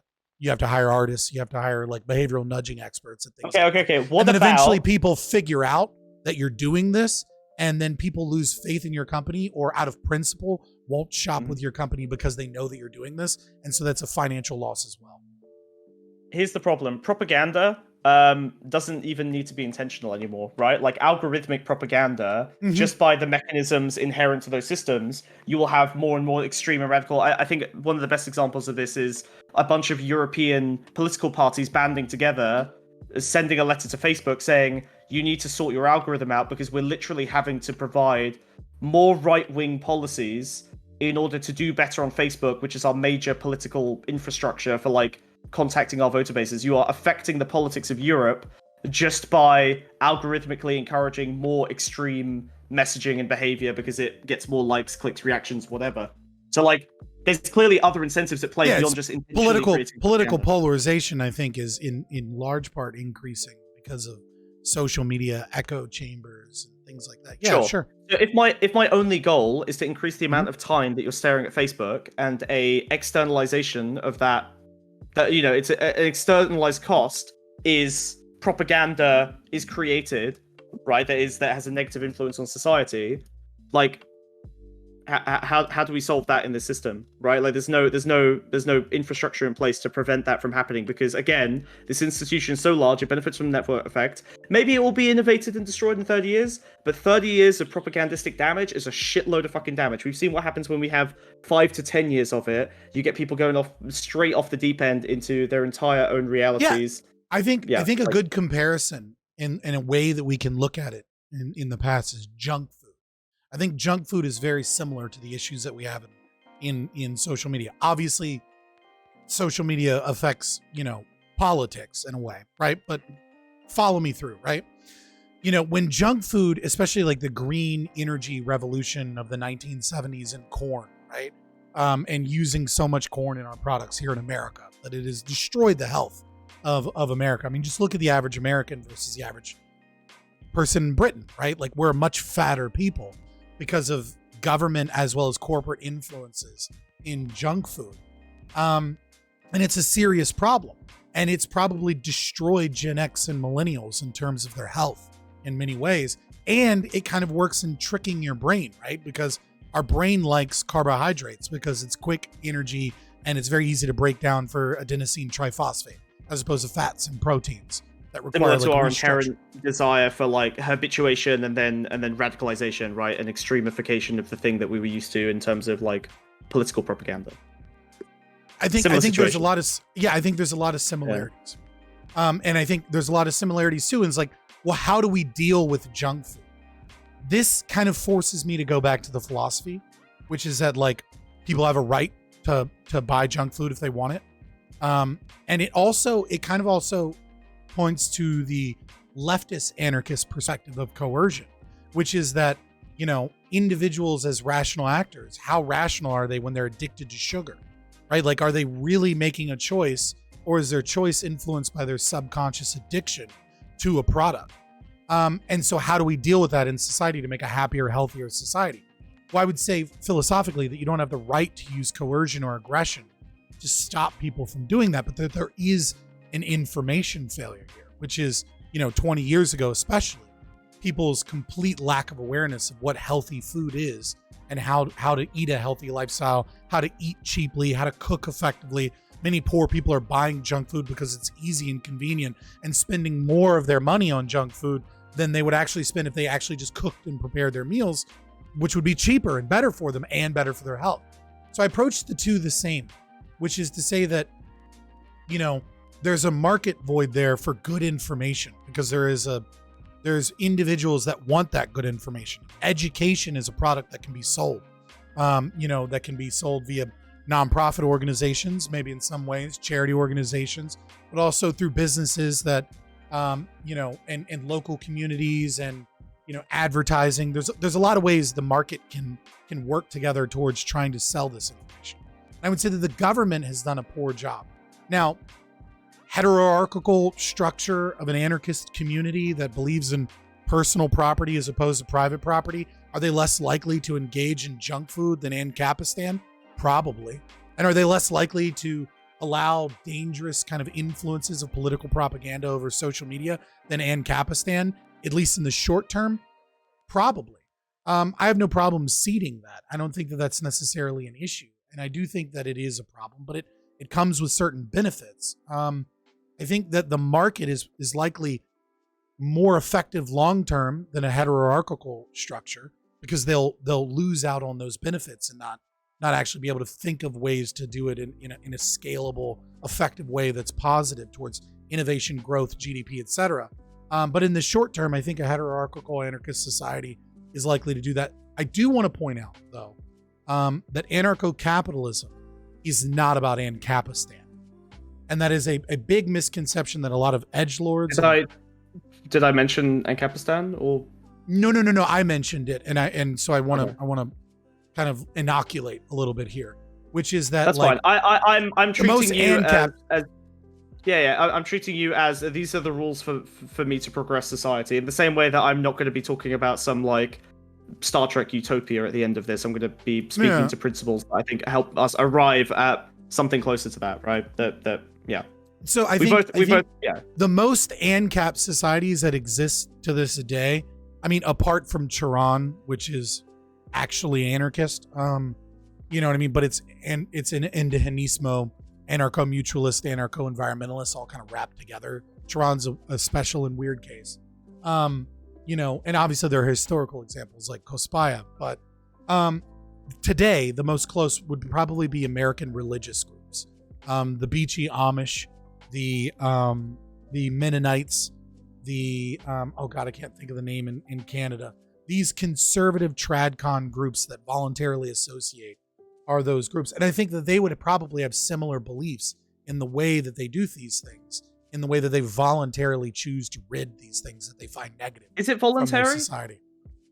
Yeah, absolutely. Or are they indoctrinated from birth to believe that there are infinite consequences for not participating in this society? Well, both of the communities that there's an information failure there, right? Well, both of the groups that I mentioned allow newcomers.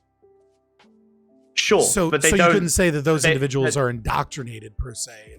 But people also get pushed out of those people get pushed out of those communities for giving birth out of fucking wedlock. So like, it's not like the Amish are, are like, as you said, they're religious and they're conservative, so they tend to have pretty strict views on what's acceptable within their religious framework.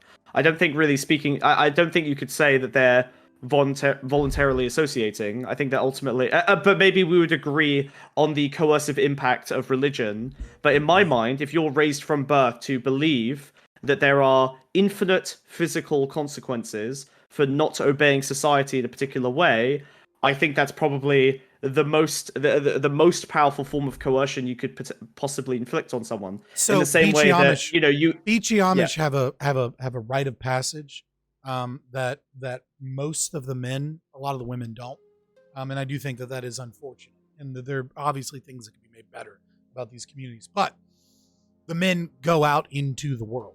Right. And then they voluntarily choose whether or not they want to remain as part of their own society or outside.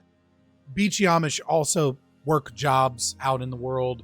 They use technology. Like, these aren't the people that like horse and buggy. That's not who the Beachy Amish are. These people have cell phones, etc. Yeah, but I'd be happy to say that the same effect can occur in like in a suburb, in just like a very conservative Christian community, right? I mean, if you made an ANCOM society, right, and someone decided to become a Sternerite, like, you know what I mean, like they'd get pushed out too, right? You know what I'm saying? Like, I don't know that it's if an individual doesn't agree to the rules that the community has set up and doesn't follow those rules, then they're moved out of the group, but they're not coerced. Yeah, but I think those rules should be justified by something like I think those rules should be justified, right? Like, now these societies can crop up, but ultimately if we're hoping to convene around empirical truth and a shared understanding of how the world works and what the best outcomes for the greatest number of people are, then I would imagine we want to focus on like empiricism rather than spiritually inflicted pain that forces you down a set of arbitrary rules, like not eating particular foods, for example. So it doesn't seem to me that makes sense. You brought up the kind of the ethics, the meta ethics conversation, right? I mean, all of the original anarchists ascribed to natural law. So, all of them, even Bakunin on Authority wrote about natural law, though he interpreted it a little bit differently. I would say more leftist interpretation of what that meant, almost like a Sternernite in a way. But regardless, right? You know, you might be attempting to construct society based off of outcomes and empirical evidence, and kind of an analysis of what you think leads to the best possible outcomes. That doesn't mean that the Beachiamists that they somehow lack a human right to voluntarily organize as they see fit upon deontological principles of their faith. Yeah, I'm not looking to listen, I'm not looking to. My problem is that they are coercing others into a strict worldview. Not they are serving as like an authoritarian in terms of their relationship to their own people, compared to my principles of free association and being able to, like, broadly speaking, dictate the terms of they're pacifists. You know what I mean? But so your argument, I guess. Hold on. I don't care if they're pacifists. Like, if they're beating their women into a specific social role, then I'm not okay with that, right? Like, right. They're pacifists, so they're not beating their women, but fair enough. Okay, so there's no domestic abuse in these communities because they're pacifist? Is that true? Because I think rates of domestic violence in Amish communities are pretty high compared to the average population. I mean, I would need to see the evidence of that. Like, it wouldn't surprise me if you. I would have to look at the Beachy Amish to see if that was true. It doesn't even have to be physical. It's purely emotional, right? You will die in hellfire if you don't maintain your role as like the wife in this, like gender hierarchy, right? Like we can say, we can use that as an example rather than like direct physical violence. But the product is the same, right? You're coercing someone with the threat of violence. It's just that this violence isn't real. It's spiritual. It's how is that any different? Pain. I mean, but how is that any different than the anti-capitalist, right? Like, if you accumulate property and start hiring people, then you're engaging in wage debt slaver and, the guillotine for you. Like, we all have kind of assumptions, ideological assumptions, that we believe we will, that we use as a means of convincing other people to do things. Yeah. One is a threat of actual aggression and the other isn't. Well, yeah, but I'm sure you're going to hate this answer, but like, from my perspective, in the same way that we have to build a foundation of education to have a functional democracy, right? Like, people, broadly speaking, need to be able to interact with democracy effectively. Otherwise, it can very easily be subverted. We've seen it collapse countless times in societies that weren't ready for democracy. In the same way, I think there is a level of like social maturity and individual education that needs to be achieved for us to have a functional anarchist society.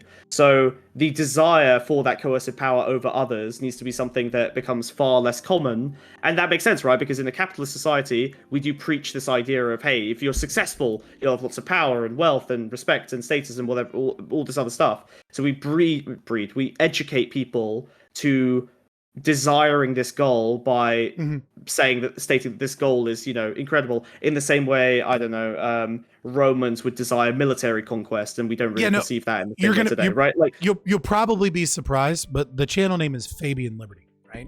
Stole it from Fabian Socialism, or the General Fabius that was the first Roman general to defeat Hannibal. Right, okay. Right, so I believe in incrementalism, and I agree with you. I think Stirner's best piece of work is the false principle of our education. I think the modern education system is designed to indoctrinate children, not only into statism, but into a kind of like worker bee, a worker bee. I don't want to necessarily use the loaded terminology of Marxists, right? But like, the 9 to 5 kind of like individual that works for the larger capitalist. Exactly. Right. But I mean, like, in terms of economics, so I agree in many ways. Obviously, fuck democracy. Democracy's stupid. But nevertheless, I do think that. Well, I don't think. Just to be clear, this is the anarchist critique of democracy, folks. Not when it's not an authoritarian thing. But the idea being that like kowtowing to the majority is its own kind of like authoritarian coercion, right? Just because 51% of people voted something doesn't mean that 49% should be coerced into executing. I mean, it yeah, I along mean, with like the foundational documents of anarchism from Proudhon. exactly. Yeah, I'm just explaining this. Are anti-democratic as you can possibly fucking get. Of course, this is my explanation for my chat. But a lot of modern leftist anarchists have become very very akin to this idea of democracy in a hierarchical system, and Proudhon would roll in his fucking grave. Well, look, I still believe in. I mean, there were anarchist communes historically that were able to use democracy through their like general assemblies. The big difference was that you could opt out if you were in the minority and choose to pursue a different course of action, right? That free association. And when it works at a small scale, I think. I just don't think it's a scalable thing. Maybe. It might be the case that like as long as you're that's a tough one, right? Because we haven't seen it work at like massive scales. Yeah, I mean, neither of our systems have been tested at that scale. Like when looking at like, I think the most hilarious people I find are the anarcho-syndicalists that are like, you know what we're gonna do? The unions are gonna form together, and then they're gonna vote on a representative, and the representative is gonna go to the syndicate, and then the syndicate is gonna vote, and that's gonna go to the federation. And then the federation's going to go back and they're going to vote back again at the syndicate. And then they're going to go back to the unions and they're going to vote on what it is that they choose. And then they're going to go back to the syndicate to inform them of their vote. And then they'll go back to the federation to inform them of the vote. And see how scalable it is? And I'm like, that's the dumbest shit I've ever fucking heard. Hold on. I think one thing that gets lost in that, because I don't necessarily disagree with that. There may be a limitation to that scaling, but obviously one benefit is that it can grow organically, and then you see the point where it starts to fall apart. But let's not pretend that capitalism doesn't have vast inefficiencies in the system, right? Like the way marketing works is like marketing as a function of competition, right? Like every million you dump into making your shitty product look better than someone else's shitty product by framing things in a positive narrative, essentially corporate propaganda for a specific product. That is money that's not being spent on making the product more efficient to produce or better for people to use, or any of the other areas. That's money that could be spent on research and development compared to advertising it compared to your competitors. And also, the vast amount of variety in capitalism is a waste as well. You don't need like 200 and you may disagree with this, but you don't need like 200 boxes of cereal, right? They're actually not benefiting from an economy of scale because there's 9 different kinds of Frosted Flakes when probably society only needed 1 or 2. So you can right, more they're easily. Yeah. Okay, hold on. So I would disagree with both of those. First of all, marketing is likely very good use of resources, that it increases competition, which in turn increases innovation and allows people to be able to discover new products, which is now if you spend too much money on marketing for a shitty product, right, then you're going to lose profit, and so that is going to be, your competitor is going to win. It doesn't. What if you get more out of marketing than you do out of making the product better? We can't pretend that doesn't occur in a lot of domains of products, right? Right. Well, then, I mean, but why does that matter? I don't understand, right? Like, if product loyalty, right, has a certain value, well, no, that wouldn't be product loyalty. So, marketing allows you to gain more money than the development of the product itself. Then you've discovered something that people want and your ability to sell it to them. I don't understand. Yeah, but if you make people, you talked about indoctrination through education earlier, right? If you make people want certain things and then you push people towards that by reinforcing it with propaganda in a particular direction, your dick will be bigger if you take this pill, right? Society already has this existing fixation on dick size, sure, but like let's say that it makes your dick like a tiny bit bigger, or let's just say it's Viagra, right? So if you feel like it solves a portion of your problem, right? You get a super hard erection. You know what, we'll stick with this analogy. Then like, if you're marketing it as, she's gonna feel like you're bigger, she's gonna feel like you're better, like you start pushing this narrative alongside it, you're building a false value on top of the real value, and it benefits from the existing indoctrination that dick size is a really important thing for dudes, right? So I think that is negative compared to a research program where we can finally understand the secret to making dicks actually bigger, right? Instead you're selling a kind of false solution. So this doesn't. So if you are right, if you are correct, then the marketing is a waste of money and their competitor will win out, right? Like that's the issue here, is that if someone else is choosing not to market their product so heavily, and a lot of people give a lot of money to this other product initially that doesn't really work, that only lasts for so long if your competitor is choosing to put that money into research and development and then creates a better product, right? Well, the benefit is psychological.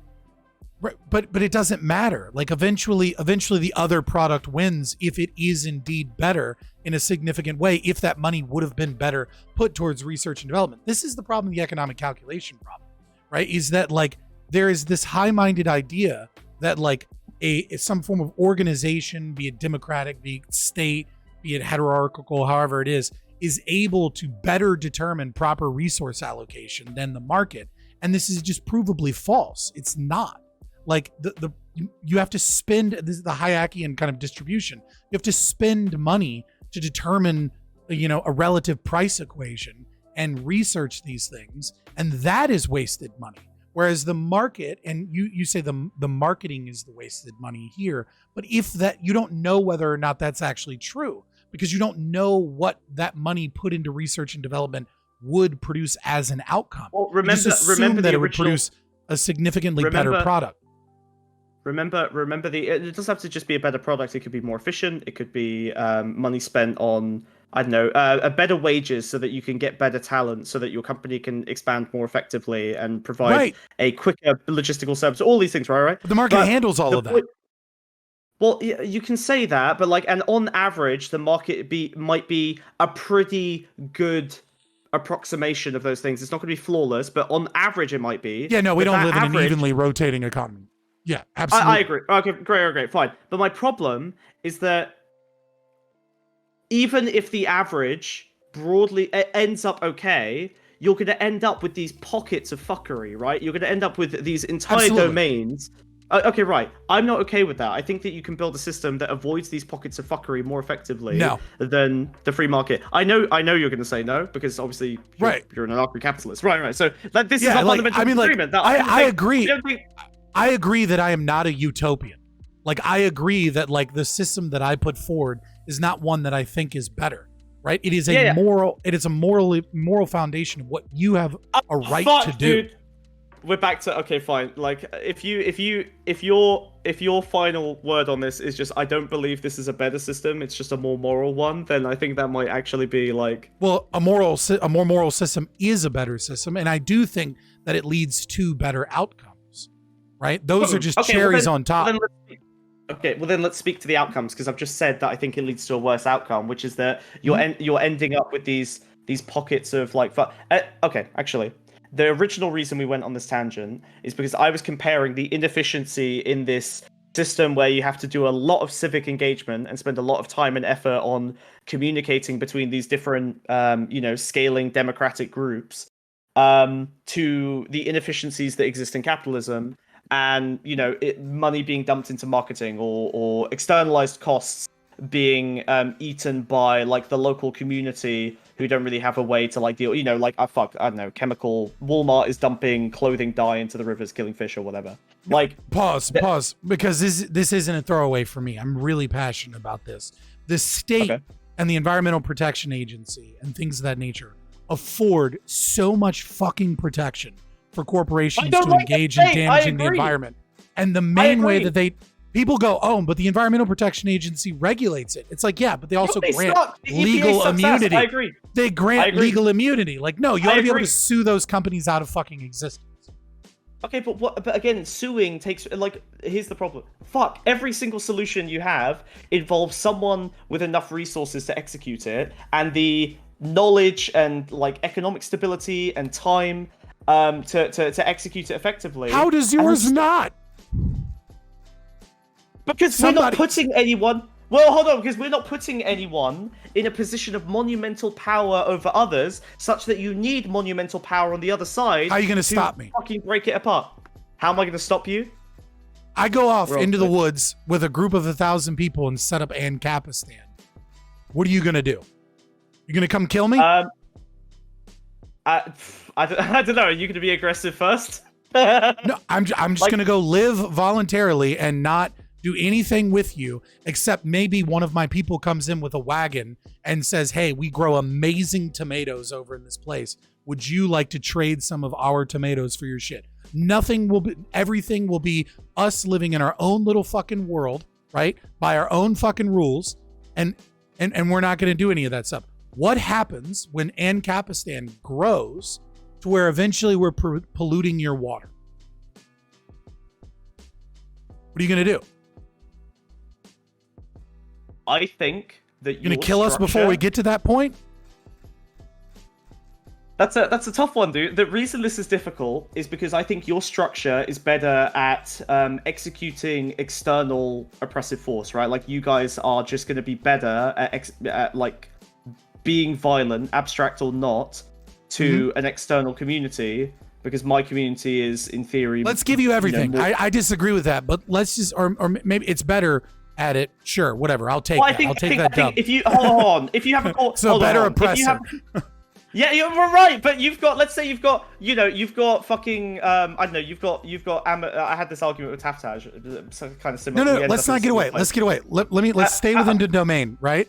I go off, I formulate my AnCapistan, and I have all of these great high-minded ideas, but there's a lot of natural outlaws and pirates and evil people that come and live with me, right? I take the scum of society, I try and set it up, it fails, I eventually get killed, and they set up the worst version of AnCapistan that is all the memes, okay? Right. Every meme that Adam Something's stupid ass wants to put forward in his video game becomes true, and I'm poisoning the water. Yeah. Do you not now need, just like my society presumably uniquely needed, a society of a group of people that have the expertise or the capacity to engage either in a legal framework, or you need to come get your guns and start killing people? I think we can probably negotiate with you guys, right? Like, if it is really gotten to the point where you're so far gone that you will only respond to violence, then you're basically saying, in a situation where you can only use violence, will you use violence? Yes. But I think that given that there are probably ways that we can negotiate a better, outcome from the situation. So your society also needs people with the relative knowledge and capacity to be able to negotiate these things, or else you couldn't negotiate with us. So your critique of my society is not really a critique of my society, because it also applies to yours. Well, sorry, was this? Are you bringing this back around to marketing? No, I'm bringing this back around to the idea when we were talking about poisoning water, and you said that you said your solution was this horrible thing, because I said you would need to go to court, and you said your society now requires people to have means and education and all these things in order to meaningfully go to court. But once I presented the reality of the situation of your society, either you're going to kill us, aggress upon us, and keep us from leaving, or we're going to go form another society, and you're going to need that same thing in your society too. So it's not a critique of my society. Okay. All right, hold on. You framed this as like two equal. Okay, this is where the leap happened. We started from a position of a small, relatively powerless group, village, people getting their waters fucked with by a large corporation, massive power imbalance. We then moved to two equivalently sized, like undefined, but it sounded like kind of. But I don't advocate for that. Maybe that's the disagreement. I don't advocate for that. I advocate that the best possible and voluntary solution is for individuals to have themselves represented by rights enforcement agencies and to handle these through third-party arbitration. That's nice. I think third-party arbitration is nice, but I don't think that you can prevent a pseudo form of regulatory capture from large corporations negotiating directly. Like, a regulatory industry agency is going to have an incentive to maintain good relationships with the large corporations that it's negotiating with. And do you not see how those incentives can probably end up resulting in situations where maybe for a broader set of like negotiations that are more important, in the same way like a large legal team might drop a small client for the sake of like a broader case that starts interfering with. So the agency have the same problem? So this is why you need capitalism, right? This is why your system and our current system fails, because it doesn't involve capitalism. So because let's look at the current system, right? The current system, let's look at the Food and Drug Administration. They have a monopoly, right? So They get kickbacks from corporations. They have a revolving door. They have, they allow these pharmaceutical corporations to present them data. They very rarely look up on the data of these things. And 25% of the drugs that end up going to market end up having to be pulled because they're dangerous drugs. And we have, we have situations where we can't buy baby formula from the UK, even though the UK baby formula that you guys have has less. Keep your hands off our goddamn babies, okay? We're turning them into formula ourselves. All right, you said that you were a soy boy, but I don't want my children to be soy boys, and I want to buy UK baby formula that doesn't have so much goddamn soy in it, but I can't because of the Food and Drug Administration. Now, in a capitalist system, soy, baby. In a capitalist system, what you have is you have doctors voluntarily choosing companies that they trust to give them proper information about what drugs they should prescribe to their patients, what drugs are safe and which drugs aren't. And then you have individuals that trust doctors or hospitals. We literally.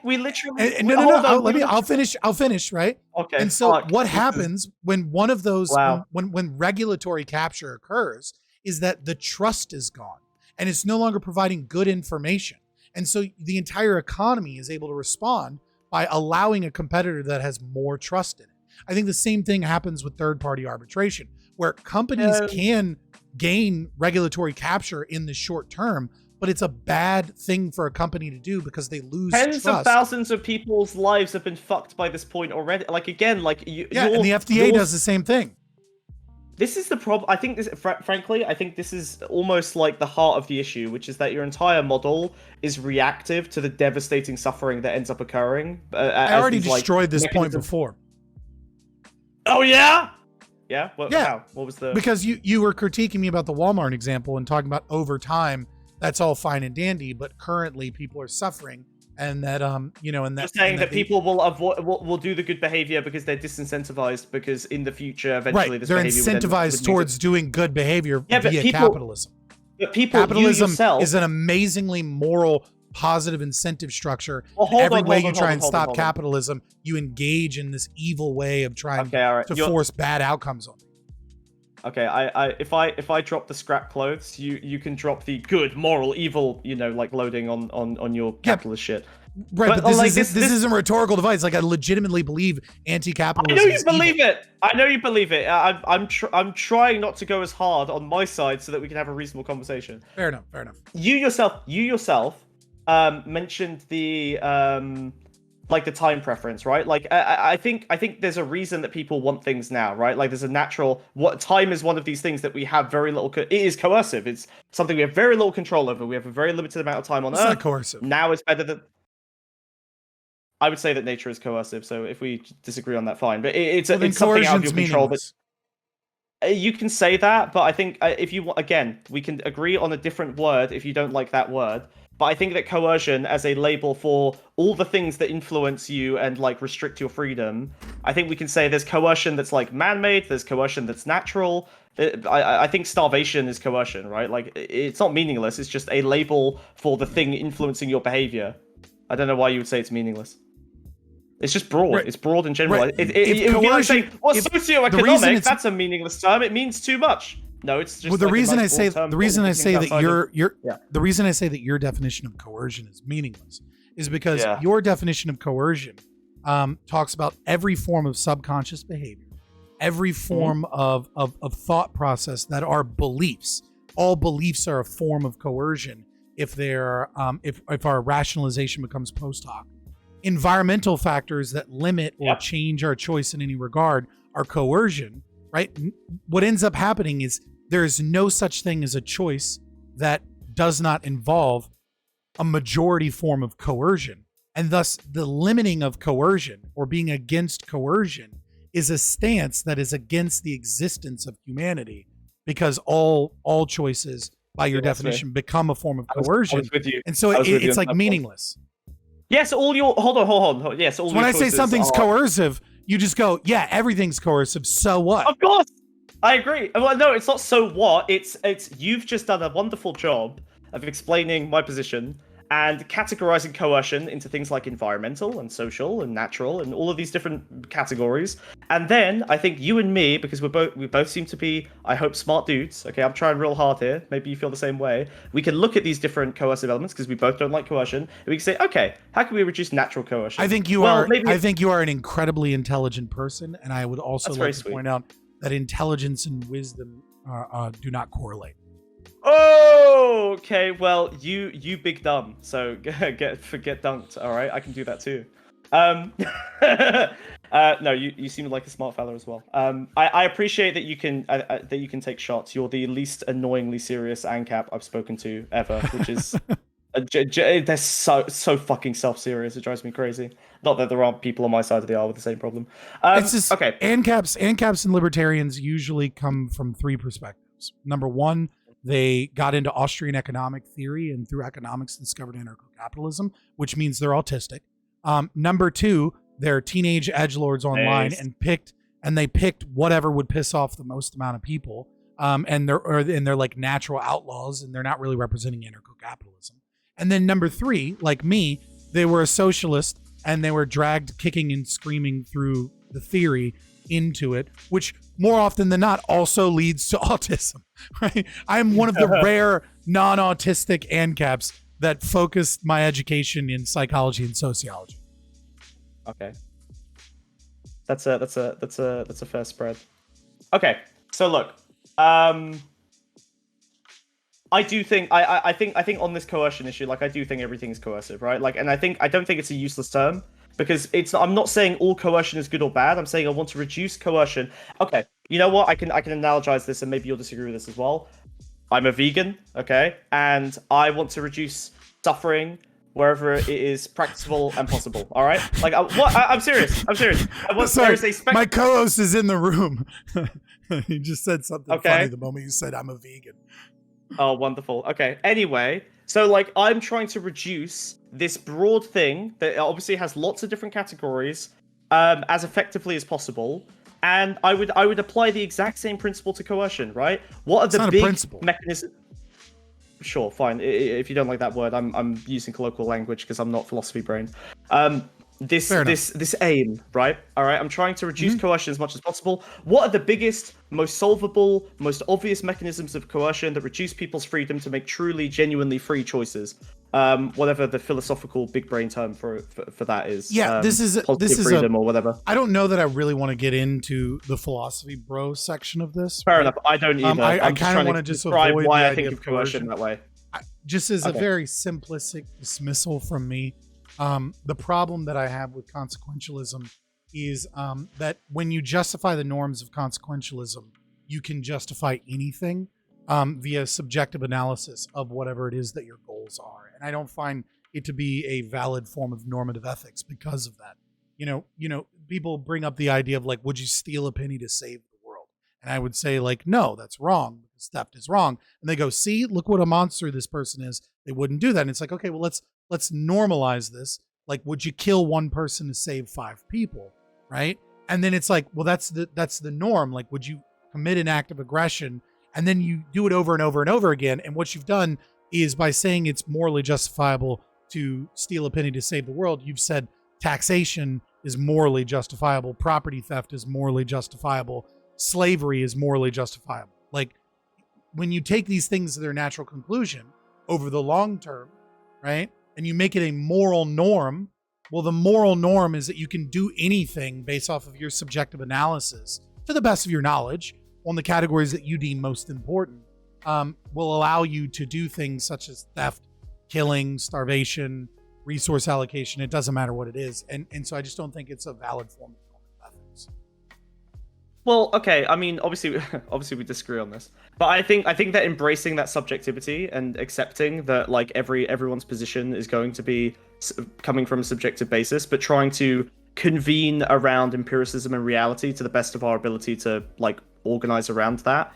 Because it is the only, like, we share reality, hopefully, right? Obviously, an assumption's already being made there subjectively that you're not a philosophical zombie, but there's like some mutual ground that we can work on from that point onwards. I think that embracing that subjectivity is actually beneficial, right? Like, rather than having this like objectivist might not be the right word, but this like universal law, this natural law of these like principles, or however you want to refer to them, that cannot be breached.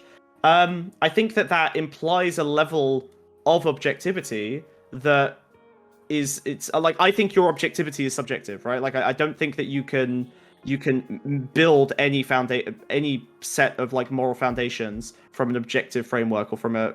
I disagree. I think that you can prove and validate the three laws of logic, which is non-contradiction, middle term, and why can I not think of the third one? What's the third law of thought? Why can I not think of it right now? Regardless, I think that logic is objective. I don't think it's. I would disagree. I would disagree that law of identity. You can derive your law of identity. Sorry. Okay. I would disagree that you can derive your objective principles from these principles of logic. Well, then you probably like. I'll send you some reading on argumentation ethics, because go for it. I think it absolutely is provably true that private property is a human right that is both objective and follows the laws of logic and is the only. I don't think extending private property. I don't think extending private property beyond your body makes a whole lot of sense to me. I mean, that's an easy one, right? Like I said, Spooner kind of already defeated that. Yeah, I don't even think in his honor. Well, I mean, in his honor, I'll just quote him. I think it's probably. Is it too complex, or? It's not really complex. Right of property, therefore, is sorry, hold on. There is no limit fixed by the law of nature to the amount of property one may acquire by simply taking possession of natural wealth not already possessed. He holds the land in order to hold the labor which he has put into it or upon it, and the land is his, so long as the labor he has expended upon it remains in a condition to be valuable for the uses for which it was expended, because it is not to be supposed that a man has abandoned the fruits of his labor so long as they remain in a state to be practically useful to him. The principle of property is the owner of a thing has absolute dominion over it, whether he have it in actual possession or not, and whether he himself wish to use it or not, that no one has a right to take possession of it or use it without his consent, and that he has the perfect right to withhold both the possession and use of it from others from no other motive than to induce them or make it necessary for them to buy it or rent it and pay him for an equivalent for it for his use. I think that's he goes on. It's a much stronger argument later, but yeah. Okay, hold on. That doesn't sound like an argument to me. That sounds like this is how things should be. So like, where's the justification for that set of principles? I mean, I can continue. The right of property, therefore, is the right of absolute dominion over a commodity, whether the owner wished to retain it in his actual possession and use or not. It is a right to forbid others to use it without his consent. If it were not so, men could never sell, rent, or give away those commodities, which they do. I don't like selling, renting, or giving away commodities. I don't like that. Agreed. They do not themselves wish to keep or use, but would lose their right of property in them. That is, their right of dominion over them. So far, you're like, yes, I disagree. The moment they suspend their personal possession and use them, it is because a man has a right of absolute dominion over the fruits of his labor and can forbid other from use it without his consent, whether he retain his actual possession and use them or not, that nearly all men are engaged in the production of commodities, which they themselves have no use for and cannot retain any actual possession of, and which they produce solely for purposes of sale or rent. In fact, there's no article of corporeal property, whatever, exterior to one's person, which owners are in the habit of keeping in actual possession and constant possession or use as would be necessary in order to secure it to themselves. If the right of property originally derived from labor did not remain in the absence of possession. So, via his argumentation, you can disagree with all of that. But what you're saying is that a man does not have a right to the fruit of his labor. If you disagree with that. Yes, I agree that a man does not have the right to the fruit of his labor. So who has a right to the fruit of his labor? I don't think anyone does. I think the fruit, like if the fruit of your labor is $1 billion. So no one can use any property? All property it's a crime to use property? No, it's not that it's not that I don't necessarily think that just because someone isn't entitled to the total fruit of their labor means that everyone is forbidden from using it. It's that no one person should be rewarded just by virtue of their labor resulting in $1 billion, be provided the power that $1 billion provides them, right? So like that's my problem. I don't think that the fruit of your labor is a great enough justification just by virtue of you having produced something to have that level of power and control over other people. So who has a right to your the fruit of your labor? You said no one. And then if no one has a right, then that means that no one can use any products or commodities without being a criminal. Now, if you say that everyone has some right, then that means in order to use it, you must get permission from everyone. You cannot use property without permission of those of which have the right to use it. Yeah, I think it belongs to the community, right? It belongs to like I mean, this is like a distributed. So like, okay, when the workers own the means of production, right? It's not that each worker owns an individual portion of the means of production. It's that they communally own the means of production, right? Each worker does not have a specific dominion over the specific clothes that they produced. They are pooled, they are shared amongst those workers and distributed amongst those workers. This is an inherent conflict.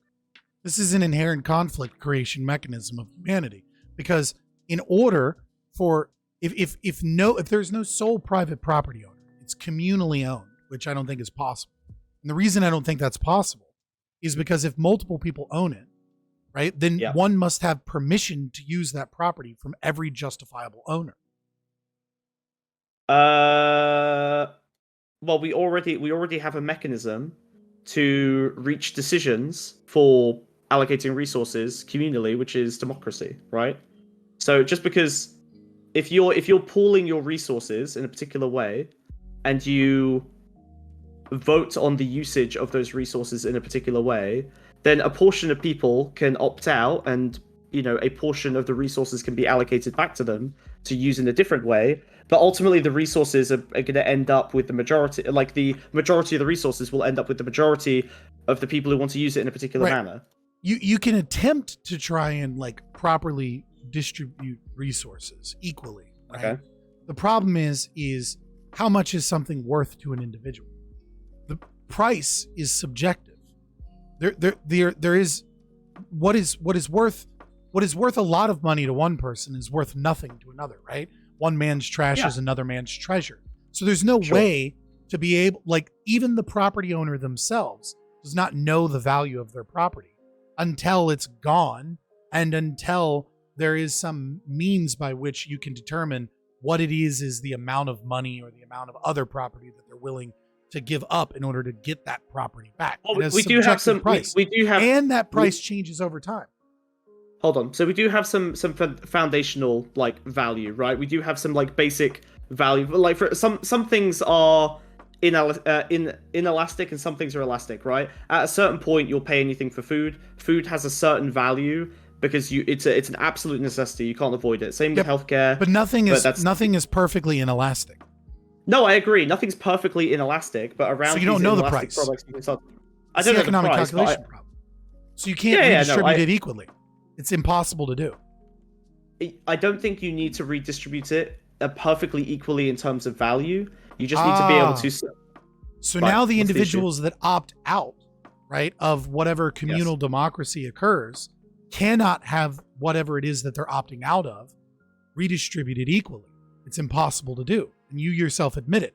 Therefore, the very process by which you create is one that creates crime against man in his individual liberty.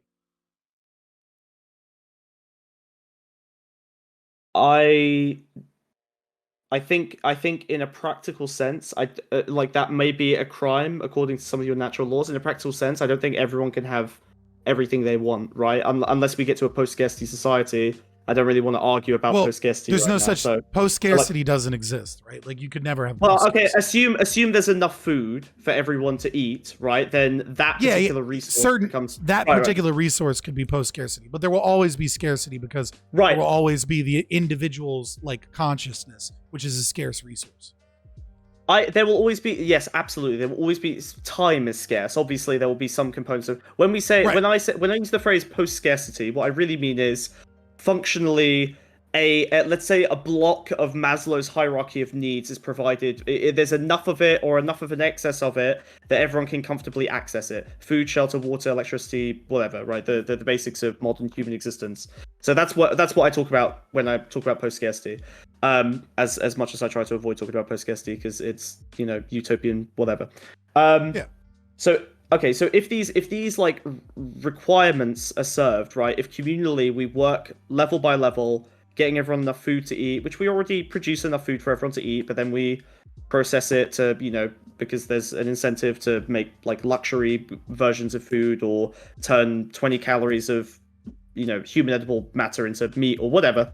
Like there is post scarcity. Let's just dismiss with it because under post scarcity, like there's no Walmart exploitation either. Company towns don't matter. Like like my system is perfect under post scarcity too, right?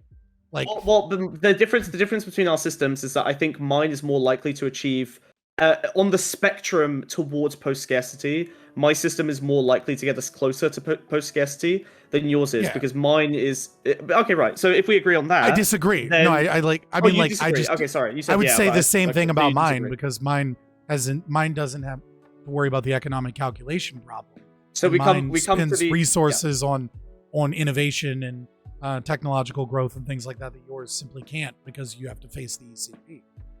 Well, I think capitalism is often pretty poor in terms of like I wouldn't say that capitalism is particularly innovative so much as distributing more education, more resources, more like time and more wealth to people results in more innovation because you have more people who could innovate having the space and time and resources to innovate. So I wouldn't say that capitalism is innovative unless you want to say that capitalism provided those resources compared to the previous system, which it absolutely did. Capitalism was great.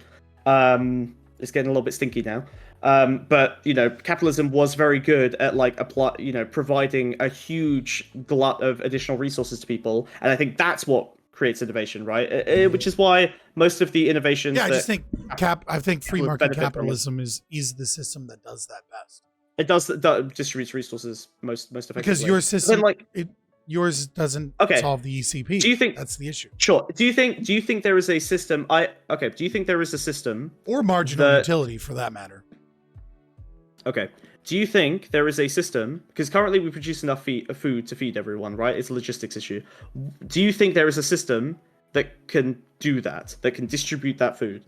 Do you think that's something that is actually achievable? Do you think the only reason that isn't occurring today is because of a state rather than, like capitalist incentives? Could you rephrase or could you say the question again? Like, I want to make sure I'm clear on what you're asking. We physically make enough food to feed everyone today, right? Mm-hmm. Is there a system that would distribute that, in so doing, giving everyone enough food to eat, and achieving a post-scarcity of food? I don't know that there is a system that would do that. No. Okay. That's sad. Yeah, it's a bummer, but like I just don't think that there is a system that would utilize it. Like, okay, so you think obviously communism didn't work well at redistributing food, right? Communism was shit. Don't get me wrong, but like, right? But at the same time, it fucking pains me that you just don't see a future where, like, are we so fucking stupid that we produce enough food for everyone? See a future. I'm not saying there isn't an inevitability of that. Okay. I'm saying like if we took. What do you think will happen? Made the entire world so grand.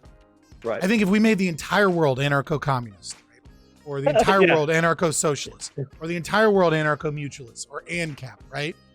Would every single person instantaneously have food? I don't think any system would make it to where every single person has food immediately. Now, if you had an anarcho-socialist system today, every person would have food, probably, right? I would say probably that would be true. The problem is what do we do over time?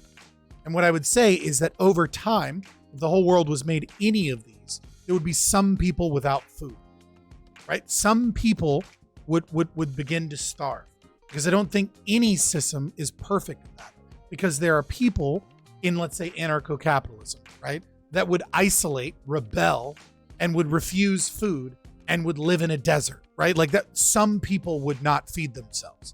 In anarcho-socialism, eventually they'd probably run out of food because they wouldn't have the appropriate farming mechanisms to have enough food, right? They would be way worse off than we are today. Like, I think reiterating well, hold on. that I don't think. Wait. Okay, all right. Maybe that's probably too that. With how long we've spent, that's probably too. Well, I mean, we're asking. Think. You know what I mean? Like, you asked me my opinion. I don't like having. No. I agree.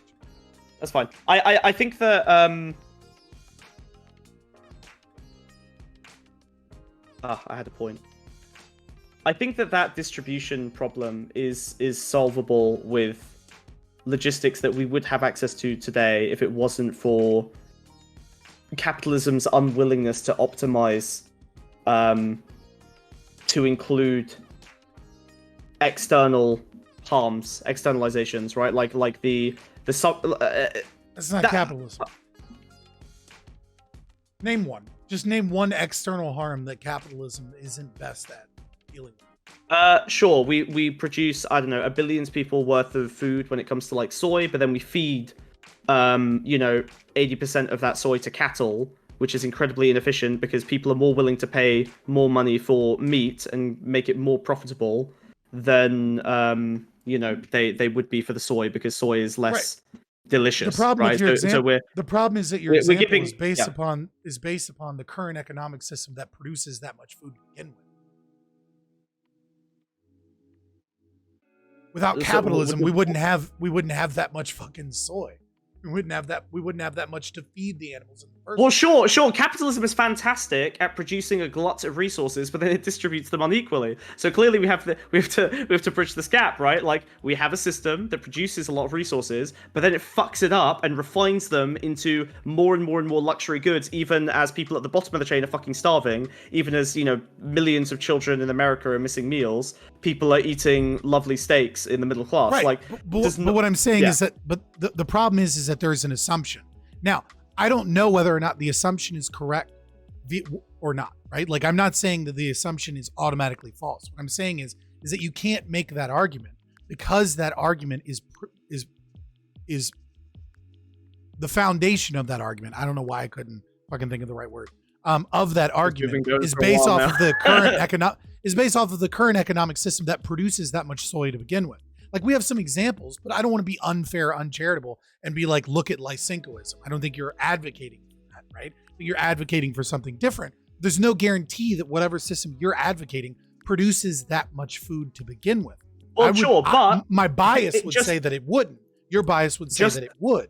Well, hold on. But the difference is that just as capitalism benefited from some of the pre-existing structures that enabled its mode, like current mode as like the main global economic model, socialism benefits from capitalism existing before it, right? So which is why I'm in Austrian economy. Like, I approach things from an Austrian perspective, not Chicago school or neoliberal, right? Like, I'm looking at human behavior, incentives, and praxeology, and how we can determine things based off of human behavior.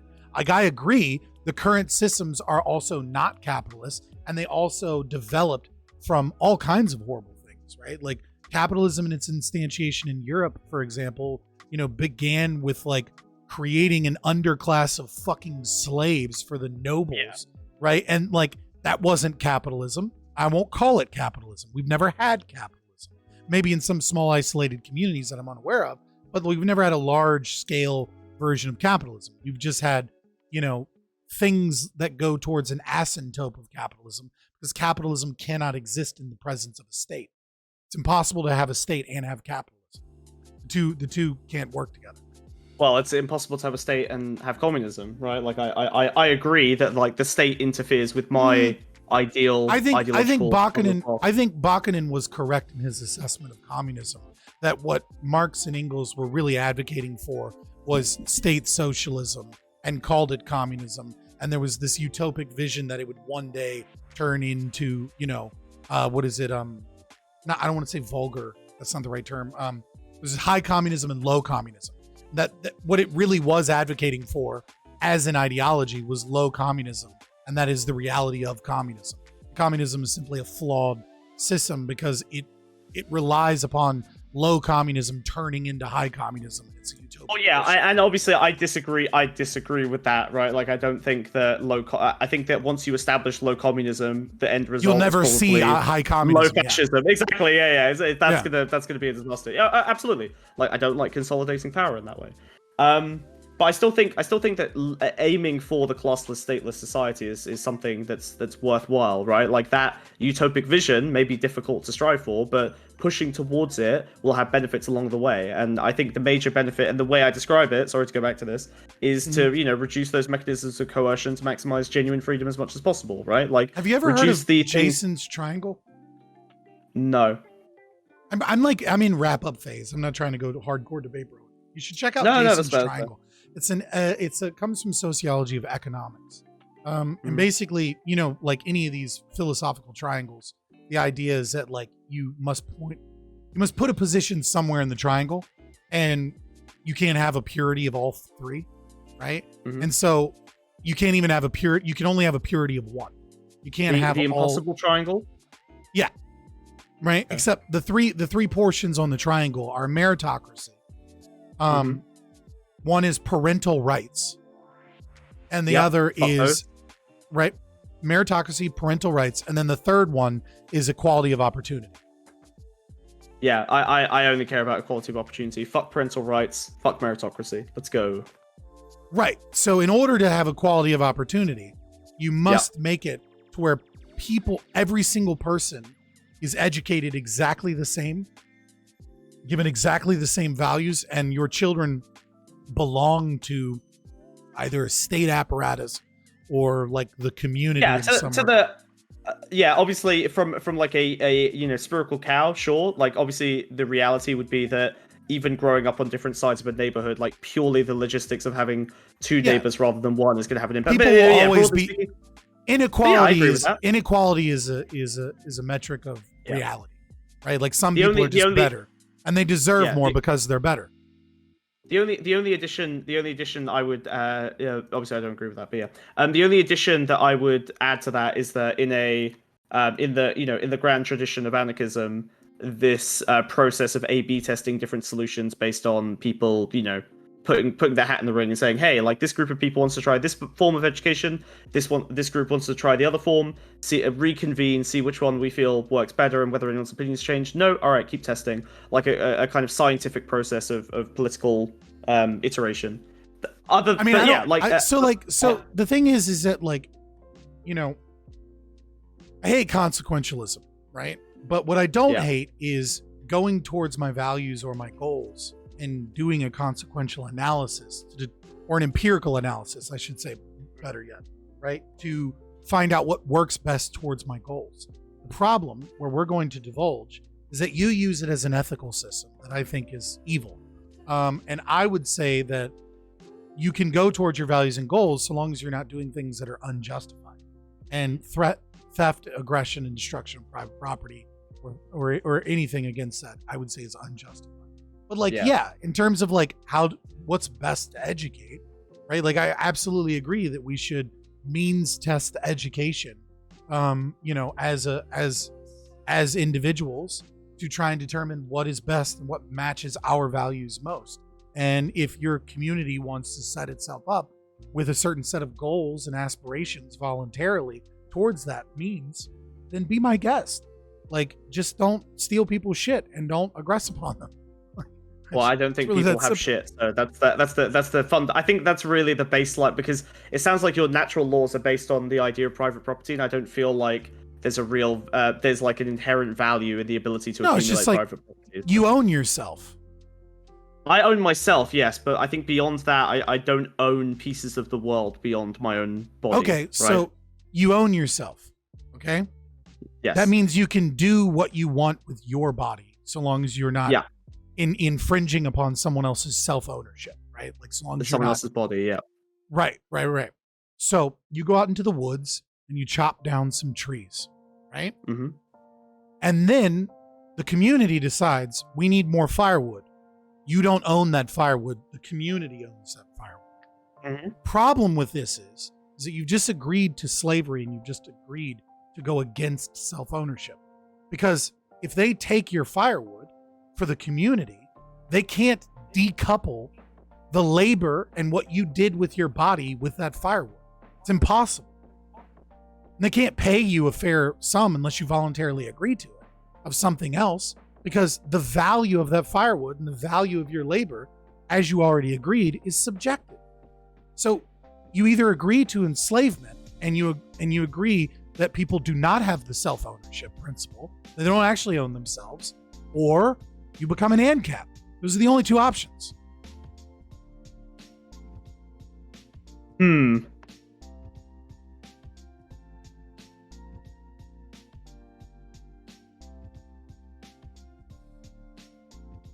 I guess I will just, unfortunately, and I know you're not going to like this, I think consequentially, the benefit to the community is greater than the like post hoc slavery that occurs in that one instance. But the difference, I agree that's your opinion, right? Yeah, but what you just did is you justified against self-ownership and the right of the individual to own themselves. And so you're against individual autonomy, so long as the consequences are favorable to reduce coercive elements. Sure. I think that ultimately you can't eliminate all coercive elements, and one coercive element is itself linear time, right? Like once you've done something, you can't undo it. That is coercion. You literally physically cannot unchop that wood. You can't unspend that labor. You can't unmake a bad decision. And so, sure, like if you want to say that it's slavery because I vacuumed a room without realizing that someone vacuumed it before me, and I can't go back in time and undo the labor I spent unnecessarily based on a lack of information, and I'm a slave to my lack of information, then sure, I guess. But ultimately, like, there has to be some limit to self-determination, and I think probably one of the most reasonable limits is that we move forward in time and can't go backwards in time. So it doesn't. You discovered why I'm an anarchist. I don't think there should be a form of, I believe in self-ownership. You do not. You believe self-ownership is nice so long as the consequences of it reach the outcomes that you prefer. And I think that's wrong, because who gets to decide what are the favorable outcomes? But I even think bodily autonomy is nice until it starts. Like I think the bodily autonomy of Hitler is less important. Like to his right to not be killed is less important than his. He doesn't have a right to not be killed. He's a criminal. Well, he has a right stop from being able to. No, he doesn't. He has a right to be. Oh, but he's a criminal. Okay, so he's broken he's violated the natural law, and so all of his rights are forfeit. Is that how that works? Until he pays restitution, and considering that 6 million is a pretty high fucking number. Jokes aside, I'm kidding. I feel like that's a lot of restitution, which involves his death. Okay. He's aggressed. He's already he violated the principle of self-ownership long before any other action, right? And so by doing so, he cannot meaningfully argue that he has a right to self-ownership and self-determination, because he can't argue that he believes that, because his actions have proven that he in fact does not believe in self-ownership by violating it. The only way that he can prove that he does indeed believe in self-ownership is to pay restitution to the victims of his crimes, and thus he can then, to their satisfaction of the subjective value of their property. And when you're talking about 6 million dead Jews in World War III, I feel like Hitler's dead long before he can ever meet that goal. So long as you don't aggress upon someone, so long as you don't violate their self-ownership, then you can argue that you indeed are a self-owner that believes in that principle. And again, I'm not aiming for a gotcha here. I'm just trying to. I feel like we're reaching the bedrock of like our disagreements on like, which is nice. Like I'm glad that we got here. It's nice that I don't have to go into argumentation ethics because you presume to believe in self-ownership. Yeah. So then, is it not an act of aggression to consume a finite set of resources like the trees in the forest without consulting the community? You're essentially taking a small portion of available resources from everyone. That's a form of theft from your local group or so humanity Hoppe- more broadly. Hoppe has a wonderful article on this called Common, Public, and Private Property and the Rationalization for the Total Privatization of Property. What you're talking about is what's known as common property, right? Which is to say, everyone in the community is utilizing the woods in some capacity. In some capacity, they have mixed their labor with the woods, and in some capacity, they own a portion of those woods. So in order for you to chop down that scarce resource and utilize it, you need to maintain the value or pay what it is that they're using. So a better example than, let's say, chopping down the woods, right, would be, let's say there's a game trail. This is for understanding, just so, because I'm learning here. So it sounds to be like, if I produce more in value, or rather, if I provide value to the community at the same time as I decide to chop the woods down, so let's say I bring firewood for everyone to benefit, that sounds like it kind of solves my problem, right? Like, okay, so you should only chop the trees down if you feel as though it's going to maintain the value of the common land by providing value in another sense, because you're bringing firewood back to the community. That sounds like a nice loop. Right, but one is, so the coercion of you must give us your wood is the issue here. So what you're talking about is, it doesn't really work with non-homesteaded property, right? So it doesn't really work with the woods if no one is utilizing the woods. You're just taking a potential future resource from people that they used to have access to, but they never utilized, but that they are utilizing. Or sorry, that they could in the future utilize. You haven't stolen anything from them. So like you could chop down all the trees in the woods. If they weren't utilizing the woods in some capacity, then you don't actually owe them any restitution. But let's say, for example, a game trail, right? And then that game trail turns into a path that everyone walks, and different people like clear leaves, clear branches. They go out with a machete and like, chop down the overhang as they're walking through this game trail. And eventually it becomes like a road that everybody in town is using. If I then take that road and cement it and put a toll on it, right?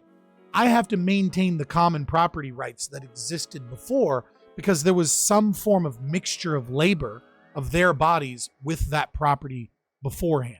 And so I either need to make the road free to everybody that currently lives and has utilized that labor, or I need to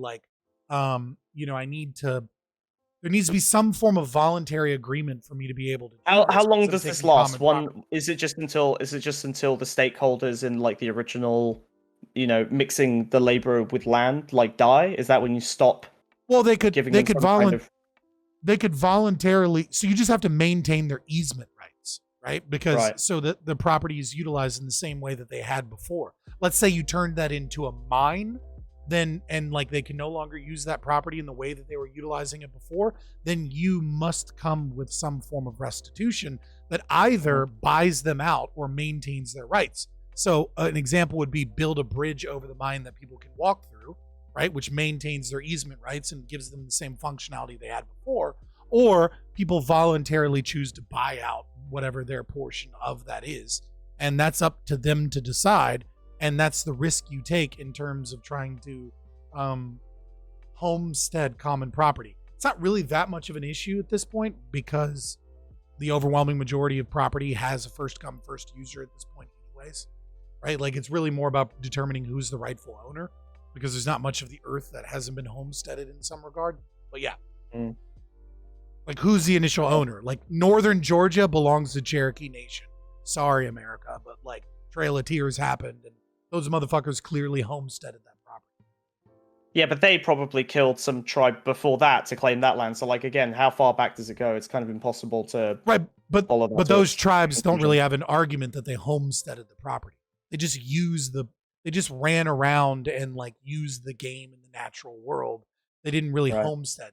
The Cherokee Nation, like, they started creating property lines. They put in a post office. They built stores. They built homes there. Like they homesteaded that property. That is clearly their property.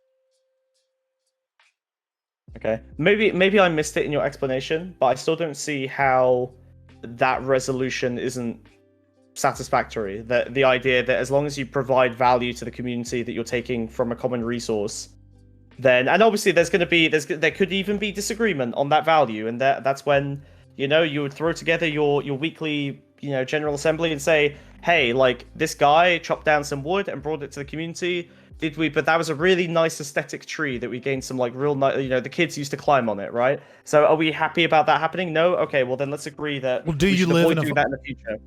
Do you live in a voluntary society where people are free to leave at any point in time? Yes, but I do think there is obviously a coercion impact there as well, right? Like we can't pretend that humans. We've already agreed that like. Well, hold we're on, just but like, disagree on coercion. There is a cost. There is by a my definition. wait. There is always a cost to leaving. You agree with me there, right? Yeah. Humans are social animals. You are disconnecting from all your social networks, regardless of anything else. Like, sure, but my definition in terms of what is and isn't voluntary, right? Where an individual signed some contract when they came into the community, or some handshake agreement that you'll live by these certain set of principles, in coming into the community, right? So long as all of that is voluntary. Can I just briefly complain about your contract as a form of coercion, the same way you complained about some of my communist shit being a form of coercion? It feels the same. Like you complained earlier that like my my tree cutter, my logger, is a slave because due to circumstances outside of their control, their labor has basically been like taken from them. But then can't the exact same thing happen in the form of a contract where someone isn't able to like voluntary? He owns his property. He owns his house. So he owns his plot of land. It was voluntary for him to cut the common land trees down as well, right? He volunteered to do that. He made the decision thinking that it would be worth his time. If it's common property, like I said, building a road over top of a trail that everyone has mixed their labor with works. Okay. Chopping down a tree doesn't work because no one's homesteaded that property. You want to eliminate it's not the communities. It doesn't. So it's not it doesn't really relevant to your. Yeah, I mean, I would totally privatize all property. Privatize like, everything. It's not. Okay. Yeah, it doesn't matter because the community. Now, did the community buy a plot of land, just set up their community from some greedy capitalists and live the way that they wanted to live? Well, then it's subject to the terms of that contract and the individuals that chose to be members of that community. I like private ownership of land, though, Scott. I'm not a big fan of that. Private ownership of land is the only reasonable conflict resolution that exists. Personal property is just an imaginary thing that breaks down upon philosophical examination. Conflict inducing. You know what? I agree that it's conflict inducing. I think that basically any system is going to have some mechanism of conflict resolution. You know what? I would say... Congratulations. Just call yourself an AnCap. Say that you like socialism. You're going to create a covenant community somewhere where you and your people agree to live under a socialistic form of whatever voluntarily, and then you're going to have borders in the domain of your community. No, because you're a fucking AnCap. That's cute, but all of the external It's not cute, it's true. That's like, we advocate that people be allowed to do that. You crazy AnCaps all around us are gonna fuck shit up with your like externalized like there's no incentive for your community not to fuck my community in terms of like pollution and shit. So like broadly there speaking, is an incentive, which is that if I do so, I would be forced to pay restitution to your community. But by who? Like, again, there's like there would have to be a mechanism of force there. A regulatory agency, great. Now we have this big consolidation of power that starts to cause all the same problems that I've complained about for the last 3 hours. Right? Like, as soon as you start to consolidate power in any institution, I feel like you end up with similar situations and problems that you would have with a state. I'm sure there are some unique components to a state that make this magically different, but ultimately I think most of the problems that you have with a state I would end up encountering in some form or another through just a large enough block of power and resources. Right. The problem is that in order for you to make that argument, you must be utopian. You must believe that your system doesn't have similar problems. Because you say the problem with your system, which is to say that my system creates this and yours doesn't. So you must believe that the system that you're advocating, which I'm presuming is like some form of anarcho-socialism, if I've guessed thus far, right? Is one that doesn't produce these outcomes. And I think that's a ludicrous assertion. I think utopianism is stupid both for the AnCap or for you. I don't think you need to be a utopian to build a rule set that you think will arrive at better relative outcomes to current society. And I do think that my rule set would, of All right. reducing Well, coercion. then we go Yeah. all the way back, which is when I live in your society and I like the Mhm. idea of capitalism, you tell me to fuck off, and I do indeed fuck off and build AnCapistan. What are you going to do? Yeah, I can give you the final answer to this, and it's the biggest cop out imaginable, which is education and cultural change, right? Like building a society where your I would say that's capitalist utopic. well, maybe. Okay, fine. But We're going to create a capitalist- society where no one says or else what? Like, no, Well, people will say or else what? You will be. Yeah, I'm sure they will, right? But like, you will be as common as the psychopaths of our current society, as the serial killers of our current societies, right? You will be in such a minority that we will have a broadly, an ability to coerce you into. It's basically like the tolerance intolerance thing, right? Like coerce you into not breaking down the systems of our current society, and we do diminish some anarchist principles through that process. But ultimately, like you can't maintain any system if you don't have some coercive mechanism to maintain the system, right? Like eventually it will break down if you allow a force within it to grow to the point where it can subvert it with a authoritarian measure. So at that point, Right. I would just appeal So- to my consequentialist ethics. So what you're saying is that 3% of Americans have antisocial personality disorder, right? Mhm. Psychopathy. So that's Yep. roughly 9-10 million Americans. 10 Yep. million of us are going to build AnCapistan. And what are you going to do? I don't think in my society that many people would have antisocial personalities. Or like I think as a You as a get why I'm psychologist- calling you a utopian, right? Absolutely. But also, I have to say, even though I used the ridiculous example of serial killers are born of environmental circumstances more often than not themselves, right? Like the vast majority of them have abuse in their early childhood, neglect in their early childhood. Pedophiles and sexual predators tend to have sexual abuse they also have, and violence. Right. they also have an X factor and usually some form of blunt force head trauma. Exactly. Right. It's So there usually are all these- three of those things, like Right. the head trauma Okay, being so- like a maybe. Right. So once again, we reduce the coercive causes of their serial killer nature by improving the environment for more and more people over time, as we gradually progress towards, yes, my utopic aim, which will obviously not be achievable within my lifetime, but is something to push towards because I think we can do better. Okay, I think that we can aim for greatness, even if we will never necessarily achieve it. If we reduce coercion over time, I think you have this nice fun graph where we progress away from this, nanny state structure that we've needed to, basically like use violence to prevent our worst instincts, and those instincts being created by the current system we're in. In your case, you would blame the state. In my case, I would blame capitalism and the state.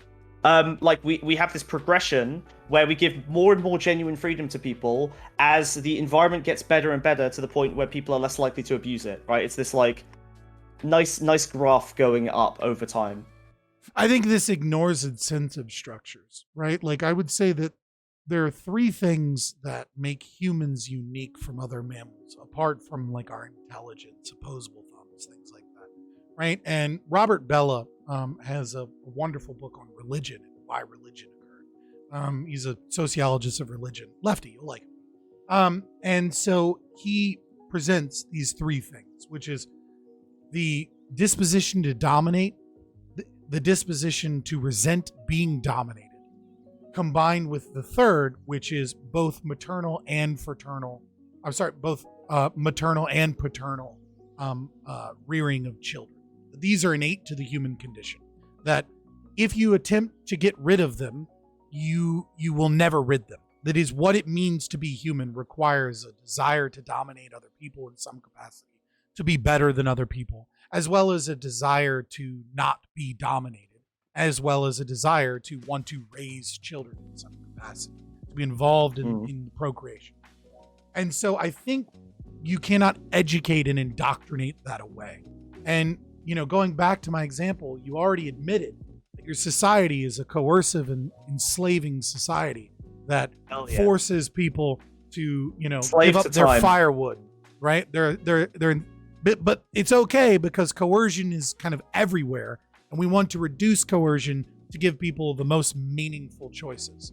But I think fundamentally humans are unequal, and they resent forced hierarchical structures that deny them their ability to dominate and deny them and dominate them by stealing what is theirs for the good of all, presumably based off of like a empirical analysis of what gives us the most freedom. And what your society is likely to do, if I was to wager a guess, is that it will never be able to achieve the utopic idea of reducing this need for capitalism, reducing this need for voluntary association and trading and things like that would be necessary in order to set up a system. And that you're just begging anarcho-capitalist nations, warlords, pirate communities, and others to branch off and form those societies, because it's just fundamentally against human nature in the march towards progress. Yeah, I have a much more constructivist view of human nature. Like, I think that the disposition to dominate, the disposition to resent being dominated, and the maternal and paternal rearing of children, I do think that these are instincts that humans have. But I also think that from everything we've seen when it comes to psychology, from neuroscience, from our greater and greater understanding of what humans are capable of, we are the most adaptable machines that we've seen in the universe. And I think that we do have a greater... I have a genuine belief and I feel like empirical evidence to suggest our level of adaptability is high enough that we can overcome these in the same way that we've overcome a lot of negative instincts beyond those ones that we now take for granted as not having. We used to have the I don't know, we had a greater disposition for violence to solve our problems than we used to. We had a greater disposition for rape, right, to dominate women in that sense. And I think that clearly we are removing these elements of domination, even if you say that we have a disposition to dominate. And you know what? I think that even if these instincts are maintained, we can maintain them. Even if these are essential to human character, I think that we can enjoy them, right? We can reformat these into games. Alongside, we can take back to the tennis example that you started with the very beginning of this whole conversation. All right, we're looping all the way back around. I think that we can have a society that opts out of these mechanisms, even as we have games that, exemplify them, right? The disposition to dominate is the disposition to compete and have a victory over, your competitors, right? To play sports games and enjoy, being ranked on top, but no one has to not eat as a result of, being ranked on bottom. Same for, that resentment to being dominated is a helpful drive in making sure that next time you win in that competition. And the maternal and paternal rearing of children, fuck it, we can disconnect that shit. We can start to raise people in a, more communal style. As technology gets better, I'm sure artificial wombs will become a thing, disconnecting women from their bodily, the coercive nature of their bodies being the one to, that have to give birth to children. So I think that maybe that third one is the diciest, but it's also the one that is most solvable through technology external to the human psyche. And also, if you have a maternal instinct for rearing children, I'm happy to rear other people's children, right? Like, I like kids. I like playing with them. I like educating them. I think that I've volunteered and shit like that. Like, I think that that instinct can be maintained in a communal sense, right? Rather than me rearing my genetic progeny, I'm helping teach a class to 12 to 15 kids. I appreciate that you have confirmed what it is that Casimir and I say often, which is that leftists reproduce asexually. That is their favorite form of reproduction. Via trying to change the opinions of the community as opposed to raising children. But I could go into why I disagree with all that. Yeah, I do agree with that. So I will simply say this: good luck with that, with the Marcusian kind of behavioral nudging utopia. I'm engaging in the world as I see it, as opposed to the presumed constructability of man that can get rid of all of our basic incentive structures. I just don't think that that's possible. You clearly do. And I think it's utopian. I don't think there's anything in the neuroscience in the literature to support the idea that our brain can be that. Yeah, sure. Neuroplasticity exists. Sure. Neurons that wire together, fire together.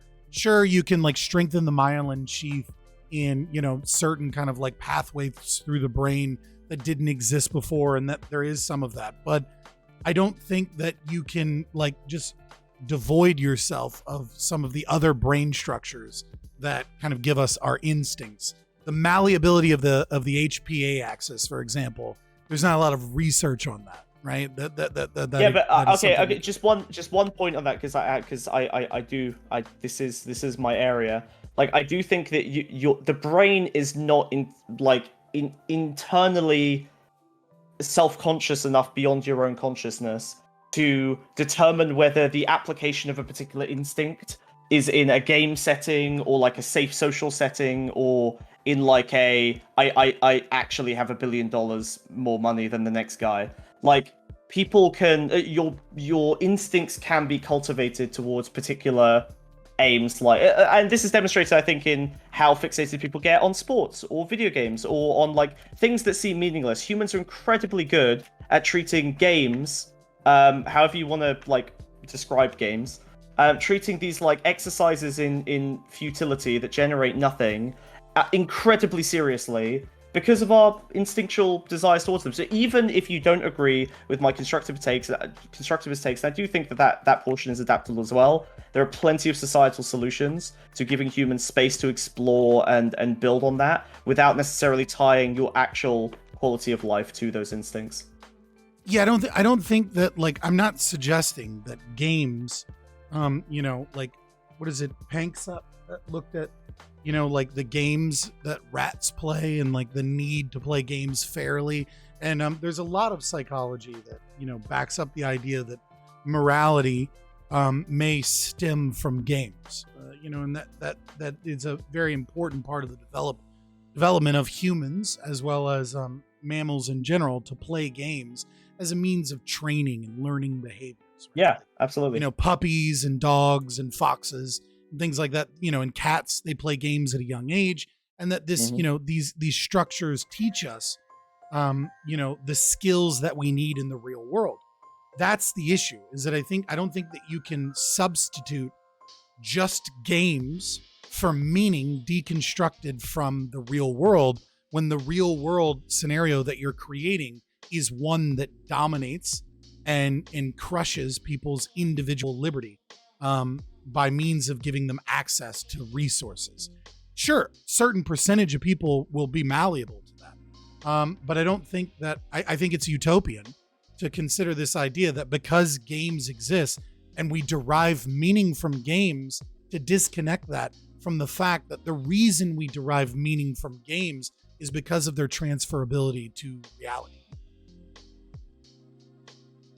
I think that transferability is important, but I also think that it's not necessary, right? And again, that's going to be me taking a more constructivist view. I don't think that a cat is going to be necessarily depressed because it spends its lifetime playing, but never actually kills something. And I think similarly, humans can spend a lifetime enjoying games that are, and when I say games, I can mean like, just to go even more utopian, like even exploration, right? Like things that have no value except for the process of doing them, right? So like, I don't know, exploring the stars or whatever. In that sense, I think these are games, right? Like you accumulate a capital of status or reputation, but that doesn't turn into anything meaningful in terms of power. It's purely just for the sake of enjoying the contest and competing with other humans to, in safer environments than having to compete for existence with other humans. So I don't know, yeah, like that. Let's wrap up. You can go first or second. I'll let you choose. I've been doing everything I could tonight to be as charitable as possible because there's no moderator, and I don't want to bring on someone new, and then like there's try and like hammer them blood sport style. Do you feel like? Do you want to go like first or second? I just want to ask if you feel like we've been fairly even in terms of that charitability, or do you feel like I've been unfair to you? Yeah, no, okay. I'm just saying I want to. I mean, I think you have some bad faith takes. You probably presume the same about me, but our ideologies are similarly, very incredibly similar, and then drastically different in the fact that I think your ideology is pure evil, and you probably think the same of mine. Yep. But do you want to go first or second? And also pimp your channel while we do it. Yeah. I'll take the last word. I'll take the advantage. Yeah, it's fine. So in terms of games, I think in this whole discussion here at the end, I think it kind of showcases a lot of the arguments that you have, which is that there's a lot of assumptions and a lack of foundational economic knowledge that actually backs up the assumptions that are in the assertions that are made. We assume that this society will do great. We assume that this society will produce effectively, despite the incentives being taken away. And then we assume that like the education and the games and the wonderful society that has all of this food and things like that will be able to create a utopic vision where people don't need to feel the need to dominate or the disposition to resent domination. From the Walmart example, there's a lot of assumed economic theories here that kind of just ignores economies of scope, and it kind of just ignores market share and monopsonies. It ignores the fundamentals of economics, how cartels work and how price works. And, I think it was a fun conversation where eventually I got you to admit that your system does institute forms of slavery, but it's justified under a consequential framework where everything is coercive in some regard. And so we can do a subjective analysis of what coercion is, and that'll somehow lead to better outcomes and it'll be okay. But again, those better outcomes are based upon a foundation that I think doesn't really look at economics, that doesn't really look at incentive structures, and makes these assumptions that I just don't think will work. Me personally, I advocate for a policy of whatever the fuck you want to do, so long as you don't aggress upon other people.